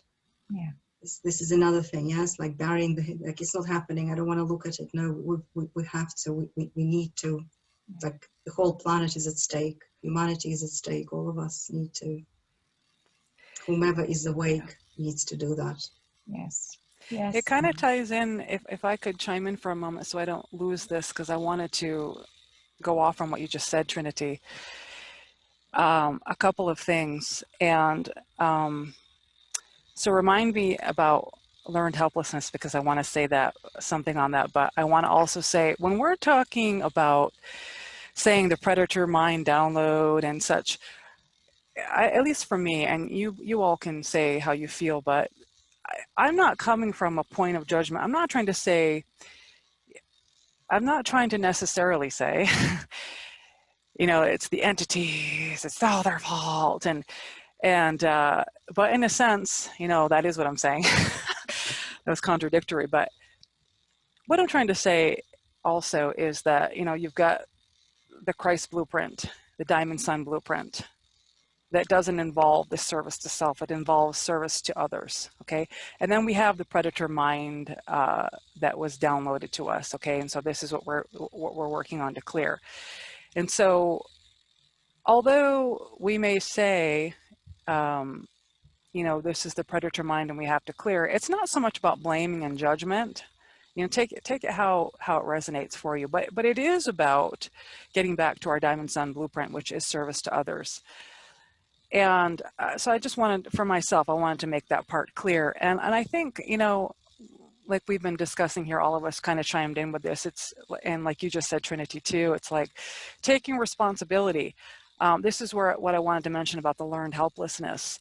And goodness gracious, that, I understand that so well, and it took me a long time to reclaim my power, and I'm still in the process of that. But yeah, this is what we're talking about. I think we were talking about the masks a little bit, and just trusting the governments, and just saying, that the governments are harming us, or at least the shadow governments. Let's make that clear: shadow government, shadow military. Okay, and we've got these things happening, and people are just blindly saying, okay, let me put a mask on, and nobody's questioning, and people are just rolling up their sleeves to get vaccines, and etc. And so it's about taking responsibility again, as difficult and painful as that is, because we have been brainwashed to not step into our power and take responsibility for ourselves. And the ultimate goal is to live in harmony with one another, service to others, and to be galactic citizens with our star race family. We can't do that, if we have to start here. We have to start here and now with everything, even with the trauma that was projected upon us. Well said. Mm-hmm. Yep. We've got to. Otherwise, we'll end up in unfortunately, that's the choice we have. End up as a AI cyborg, post-human type of AI modified, type of human who will be like, Wolverine or whatever these movies are showing us. No heart, semi-robotic being, which totally lost its own consciousness. And this is important to reiterate that. Once we do that, once we start merging bit by bit with AI, we are losing our organic blueprint. Correct me if I'm wrong, but this is how I understand it. Our organic blueprint, this Christic organic blueprint that we have, we're going to lose it. We're going to trade it for maybe 100 years more life, or whatever it is that AI can offer us in return, this kind of immortality, which is looping in an AI system somewhere, our original organic double diamond sun. It almost to piggyback on that, Trinity, as you're talking, it looks to me like when you say we lose the organic blueprint, it's like that system overrides the the Christed self, right? It literally overrides and disintegrates or eats away that. Yeah. Yeah. So Yeah. we don't have access to it anymore. Right. It literally is completely gone, and we get put into a whole nother type of um, mm, system, entropic system, not like the entropic system we're in now, because there are loopholes to get out of it currently. But with AI, I don't see that if we're especially choosing that consciously or not or not conscious, it puts us into a different system that we have then we can't get our blueprint back. Yes. Yeah. And that's very sad. That's a very sad. I mean, as a parent, I would not want this for my child. Yeah. So our progenitors, the Lyrans, you know, yes, I mean, it's a very sad ending for the human, for those humans who may choose to go that way. So on a positive note, we have a choice now, and help is and assistance is here. So this is our call, what we're gonna do. Yeah, well said, everybody. Well said. Awesome sharings here. I'm wondering if there's anything else anybody wanted to share about any other stories with gang stalking. You know, we've got gang stalking with what I term the alien stink bite, or you can term it how you like, but with relationships, physical health, anything anybody wants to share on, you know, nature being used, you know, dogs and cats and insect kingdom being used against us. Just some ideas to kind of trigger some memories. Sleep state harassment. Does anybody have anything that they wanted to share about with any other topics? I've got the alien stink bite, as you call it, Sonia. Yeah, I know. Oh yeah. Crazy. And you know, I just want to say to the listeners, it's like, I think you have to be made aware of, you know, everyone's getting our memories back now. We're remembering of what's happened to us. But I think, you know, it's hard for your mind, your 3D mind, to get your head around the fact is, how do they know? You know, how do they know where you are? You know, how do they read? You know, or how do they do it? You know, it's all these questions that your mind is, you know, that I still, you know, your mind just boggles at the thought of it. But you've just got to remember that they've been around for a very, very, very long time. You know, whereas we've been switched off. You know, we've had amnesia. So we can't remember, you know, the power, the true power that we really have, you know, the beings that we truly are. And so, you know, they can see all these different dimensions and all these frequencies.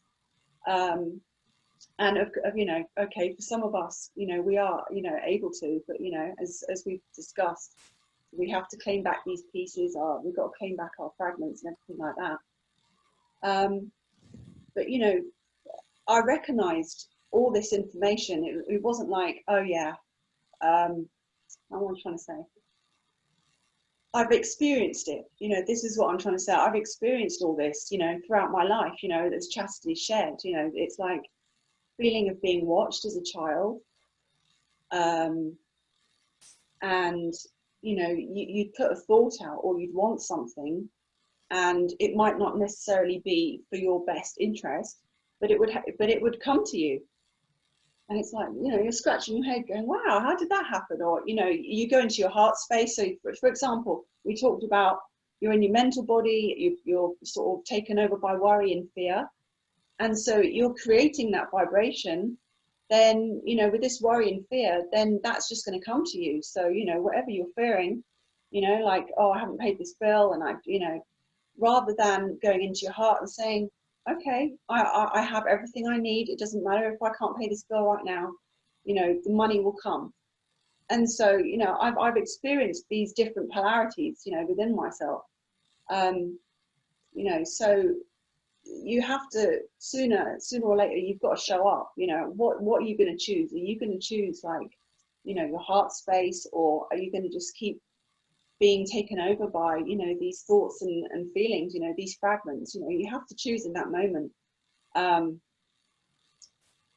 So yeah, I mean, I know that was sort of long-winded, but what I'm trying to say is that, for example, like I had these thoughts of being attracted to this celebrity. Okay, I was about age 20, and I was reading a yoga mind book. It was something to do with like the power of your thoughts or the power of your mind. It was some sort of yoga book, and I was like, oh, I'll try that technique. It was like basically you're sort of like materializing what you want. And so I did this meditation, and I sort of asked for and focused on and, like, you know, did this whole thing of like, I want this guy, okay? And, you know, let it go, thought nothing of it. And this was like when I was about 18. And then 2 years later, you know, I'm in this public place, and this guy is there, right, that I've put these thoughts out and this desire, this projection, okay? And, you know, we are attracted to each other. And I'd totally forgotten about it, about what I did at the age of 18. So there I am, age 20, okay? And we get together, and, you know, that'll be another whole story for another time. But basically, this was an alien stink bite situation. We got together, and it was absolute just, it was one of those complete, you know, addictive, like sort of descending relationships. It was very dysfunctional. And I think, you know, it was after I moved in with him, I remembered, I was like, oh my gosh, this is the guy that I saw on the telly that I wanted to be with. And here I am with this guy. I was like, no way. So, you know, just saying, you know, this is just complete, this is what they do, you know, they are watching your trajectory, they're watching your life, and they're always around you. Do you see what I mean? So they will try, you know, to get you off, to take you off course. And this is exactly what happened with this guy. It was really just sucked me down, you know, for a couple of years. And then, you know, I just went within my heart again, you know, as you do, and it's like, okay, gosh, I've got to get out of here, and realizing what was happening, you know. And I think I was like, oh, I just turned 21 or something like that, and I managed to, you know, disentangle and get away. So yeah, that's one of my yeah, stories. Thank you for sharing that. Lots of those alien stink bites out there. That's I think one of the best ways that they have to you know, I don't want to sound sexist when I say this, but I feel like by keeping women in these relationships specifically, it took longer for Mother to come here. And I don't know why I feel that way, you know, take it as you will. But that's what I feel like, you know, just by continually bombarding starseed women, well, and men, but you just don't seem to, they don't seem to experience it the same way. And again, I don't want to sound sexist at all, but you know, it's like they have all of these relationships set up for us, Linda, right? And it's almost like they're one after another, and it's like, and then you go into this, can I catch a break, right? And then that keeps you spiraled into negative ego and spiraling into your shadow. It's when you were bringing that up, you know, what came to me is the difference between Satan and Lucifer. And Satan I can see in a heartbeat because of the rigidity and the coldness. Lucifer takes a little bit longer. He's a little bit more compassionate. He has some cunningness. He has the capability to mix the truth with the lie. He has a warm body, right? Where Satan does not have that, those traits, right? And so I feel like, you know, that's kind of like the first one that we can easily be attracted to because of the cunningness, right? And then in comes all the rest of the stuff. Yes, yes, I can totally relate to that, because Lucifer is also, they respect knowledge. Yeah. So if you are a seeker, if your archetype is a seeker and you love knowledge, then game over, Oh, because exactly. you'll always be, Lucifer will always come and throw, okay, try this, oh wow, yeah, okay, and this and this, and it all looks good, but and then by the time you know it, you're in a trap. Yep. Here we go. So, and You're in Lucifer's another like, trap. That's so yeah, and it's perfect. like you, Yeah. all these different traps, and you're like, really, it's not, but it sounded so nice, he sounded so good, I mean, it's just, With a little sparkle in his eye. yeah, exactly, and Yes. then you kind of Yeah. could Yep. relate to that. Yep. Oh my goodness. Yeah. So if we round, sorry, go ahead, Chastity. No, I was just going to say, I think we could just keep going on and on and on. So, Yes. Yeah. Yes. So if we had some really good shares today, and if we were to wrap up, if we were to say, in a nutshell, what we were talking about today, Megiddo archetypal battle and gang stalking, and how the two are paired, and what it looks like, and how it's deliberately, I would say, enacted as early as possible in childhood, and it carries us through into adulthood, and we're caught in these consciousness traps, and it would be for the reason of keeping us from embodying our true Christed identity, and whatever that involves, and the various layers of that we've talked about, and into freedom, because the entities don't want us to awaken. Okay, they want us to continue to be pulled in by the sparkle in the eye, right? These little tidbits, these little dangling of the carrot in front of us, to always keep searching for something outside of our what really matters to the core heart center of who we are. And should we wrap up? Linda, did you want to segue us into anything that we can do, tips to help us along the way with trying to prevent this from happening, or what can we do when we realize it has happened? Anything that you wanted to start us off with that? Yeah, I just also wanted to clarify that, this Megiddo archetype battle, it can come through a person, but it can also come through a circumstance or a situation. It's yeah, it's difficult to describe. It can just, you just have to be on your guard, I think, really, at the end of the day. You've got to remember that, these forces are around, and that, it could be a dark portal, but it can also just take you unawares. And it's happening for a lot of people. I mean, especially if we're going through a dark night of the soul. So, that's, very archetypal in itself. So just to sort of clarify that, really. And so the self-help tools that we use, we can have, as Chastity was talking about earlier, the 12D shield, or we can call it the divine light shield. It's very powerful. It helps us to connect to our Christ selves, to our hearts. It just really keeps building our light body. It helps us to dismantle the ego, and it helps us to remember who we are. It sort of starts bringing back, memories, timelines, and it just keeps growing with us. So yeah, I think maybe we could touch upon, how to do the 12D shield probably in another podcast. But I think most importantly is really just to focus on our emotional wounding, and we really need to get into healing ourselves as much as possible, so then we can just keep within our hearts, and not get triggered, and develop this sort of compassionate witness, this observer within ourselves, that's going to help us navigate the challenging terrain that we're all facing at the moment, on the outer scape, as well as on the inner scape.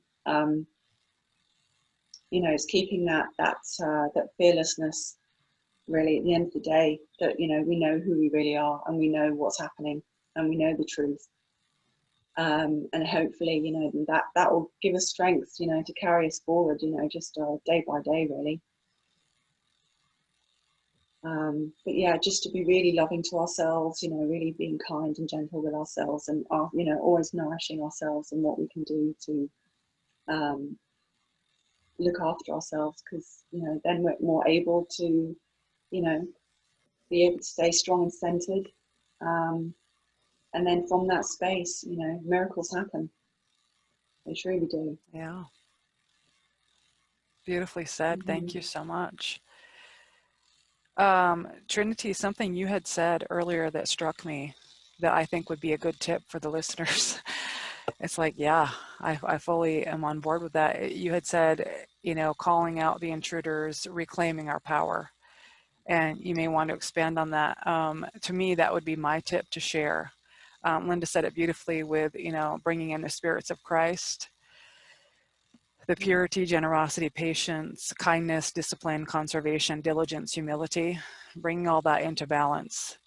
But as well, you know, this learned helplessness that goes out the door now. And we need to just reclaim our power, and we need to start investigating who we truly are. And it does include when entities come into our space, like Chastity, what you were explaining, when they say, yeah, we've claimed you and your mother can't hear you, or we found you and we're going to watch you. Oh, are you going to watch me? Out, you know, because the entities have this, and I know we have to work through the fear as well, but this is the programming. And this is something that I'm working on, but it's something I'm aware of. It's like understanding and remembering who we are, and we're not owned by these entities who have become parasitic and who don't have any light circulating through them. No, we are not owned property. We are God. We are God, that which we are. We are the eternal liquid living light. And everybody has that same opportunity if they wanted to rehabilitate and be rewired and enter into an organic rehabilitation process, such as the entities who keep perpetrating upon us. Okay, so this is for everybody. This isn't just for me as a human saying this, no. But I just wanted to make that clear, and that we need to reclaim and say, no, you don't own me. Take back our power and start and get to work.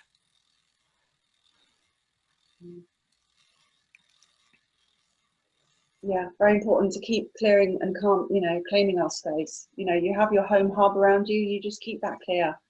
You know, there's so much power in just using your voice and commanding your space. And even when you're out, you know, just keep, you know, commanding your space. It's really important. My little chime Got any will other be, sorry? I was just going to ask Chastity if she got any more tips there. Oh, go ahead, Trinity. Go ahead. You were set. I'll say, and then Chastity, you can, yeah, mine's only little, and it was like, just sort of like move on from what Sonia was saying, is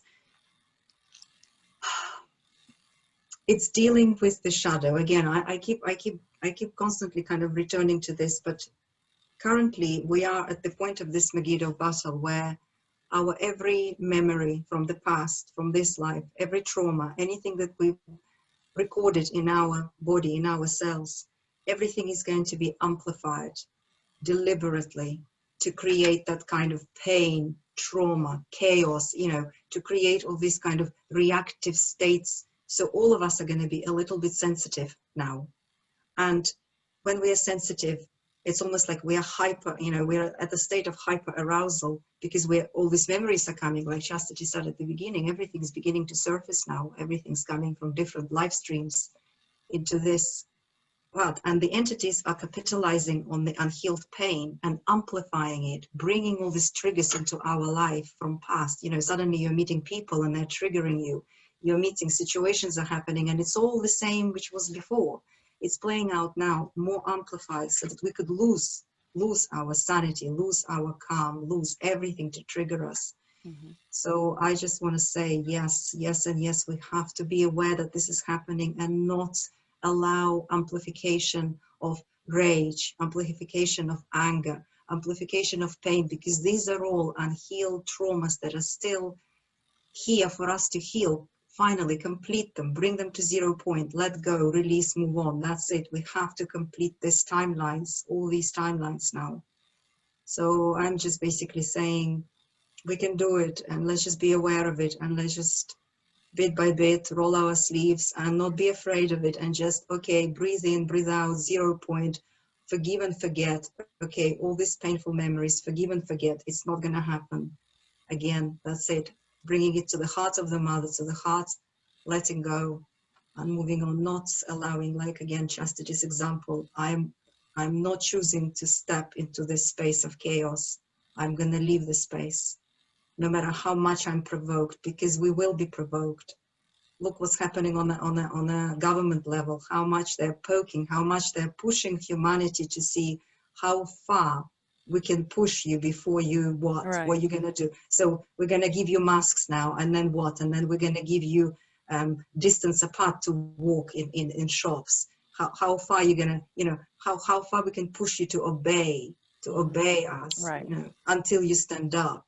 And this comes again from pain. So we've got to face it and call upon the spirits of Christ. Stay in 0 point.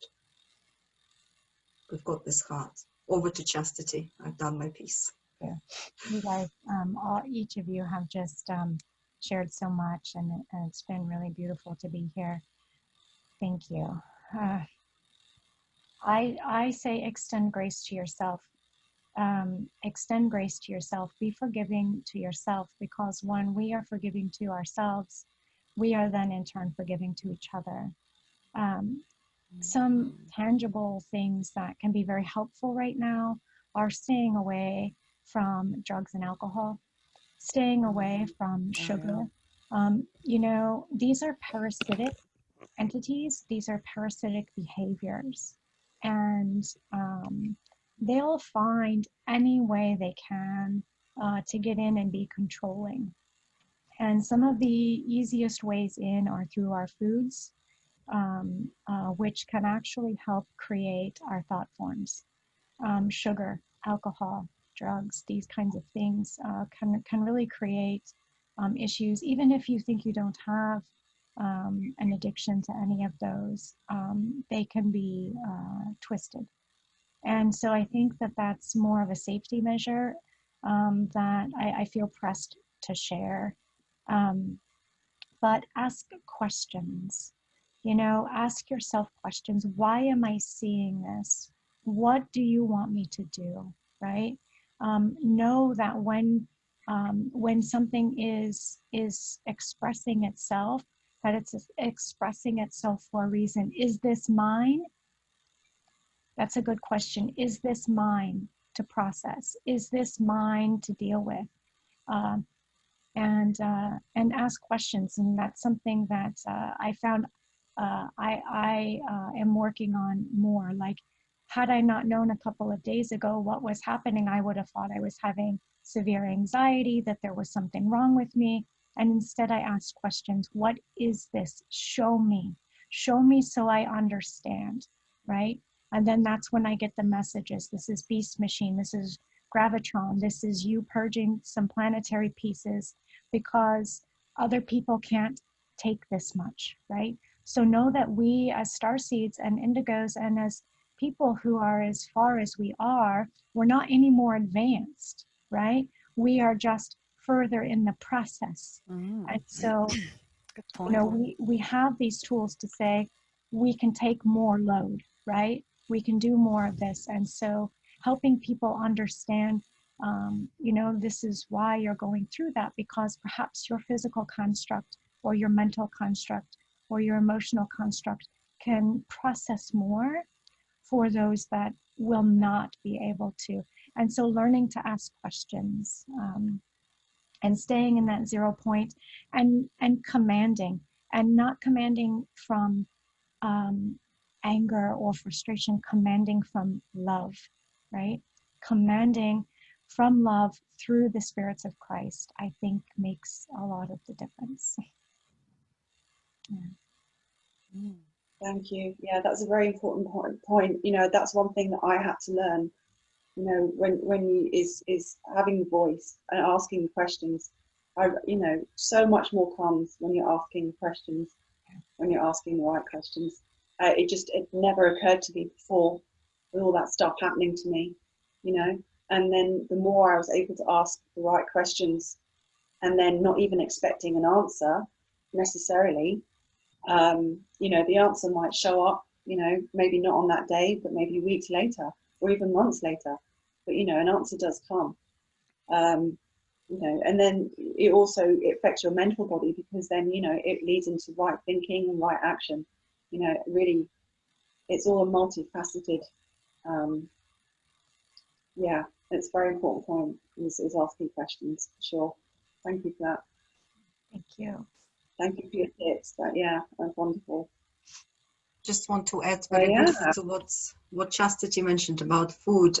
What came to me as I was listening is also because we are shifting density. So just saying that perhaps lighter foods more often rather than big foods, and again being sensitive to I don't want to eat. It's just like we're so conditioned that we have to have breakfast, dinner, you know, 3 times a day, whatever. But now is the time to start being a bit more intuitive, more so about, because we are shifting. We may not need so much food as, so it just came to me to mention again to the listeners. Thank you. Mm.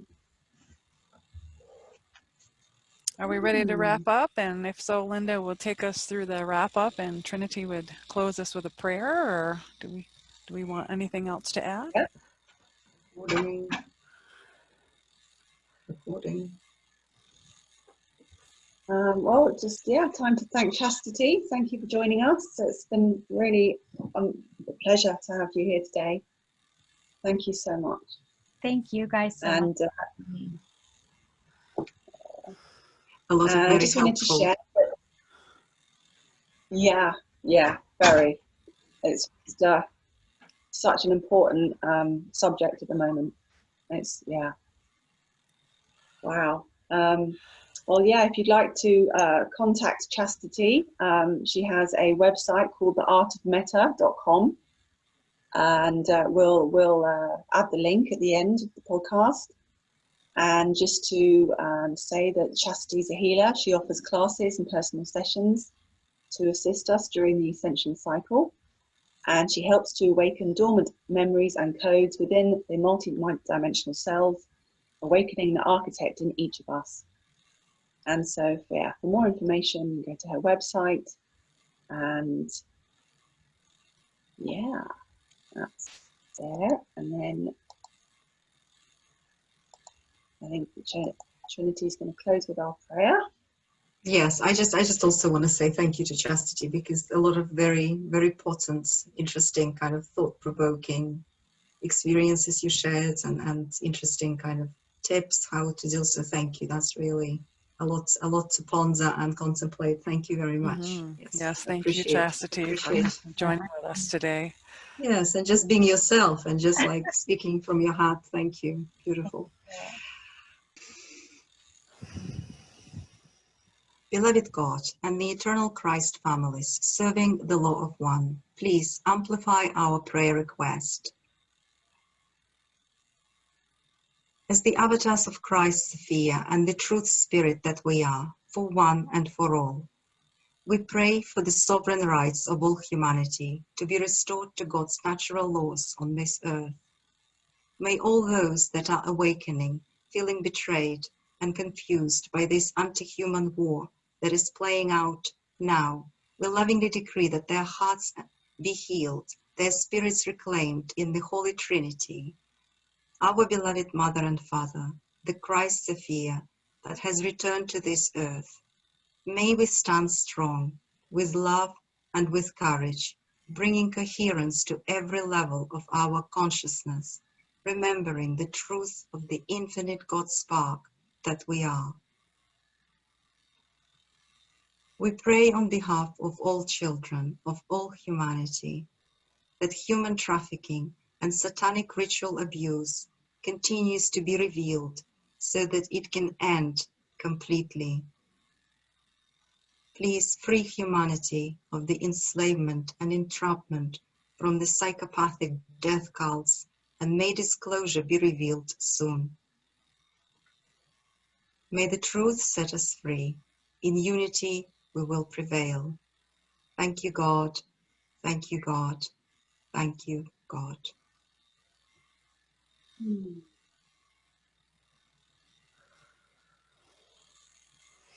That was like those little naps at the end. I zone out. Thank you, Trinity. Thank you, Linda, for scribing beautiful, very, very powerful words. Yeah, beautiful. Thank you. Well, thank you all for joining, and we hope you join us next time. And yeah, take what resonates and discard the rest. Much love. Much love. Namaste. Thank you. Much love. Bye. Bye. Bye.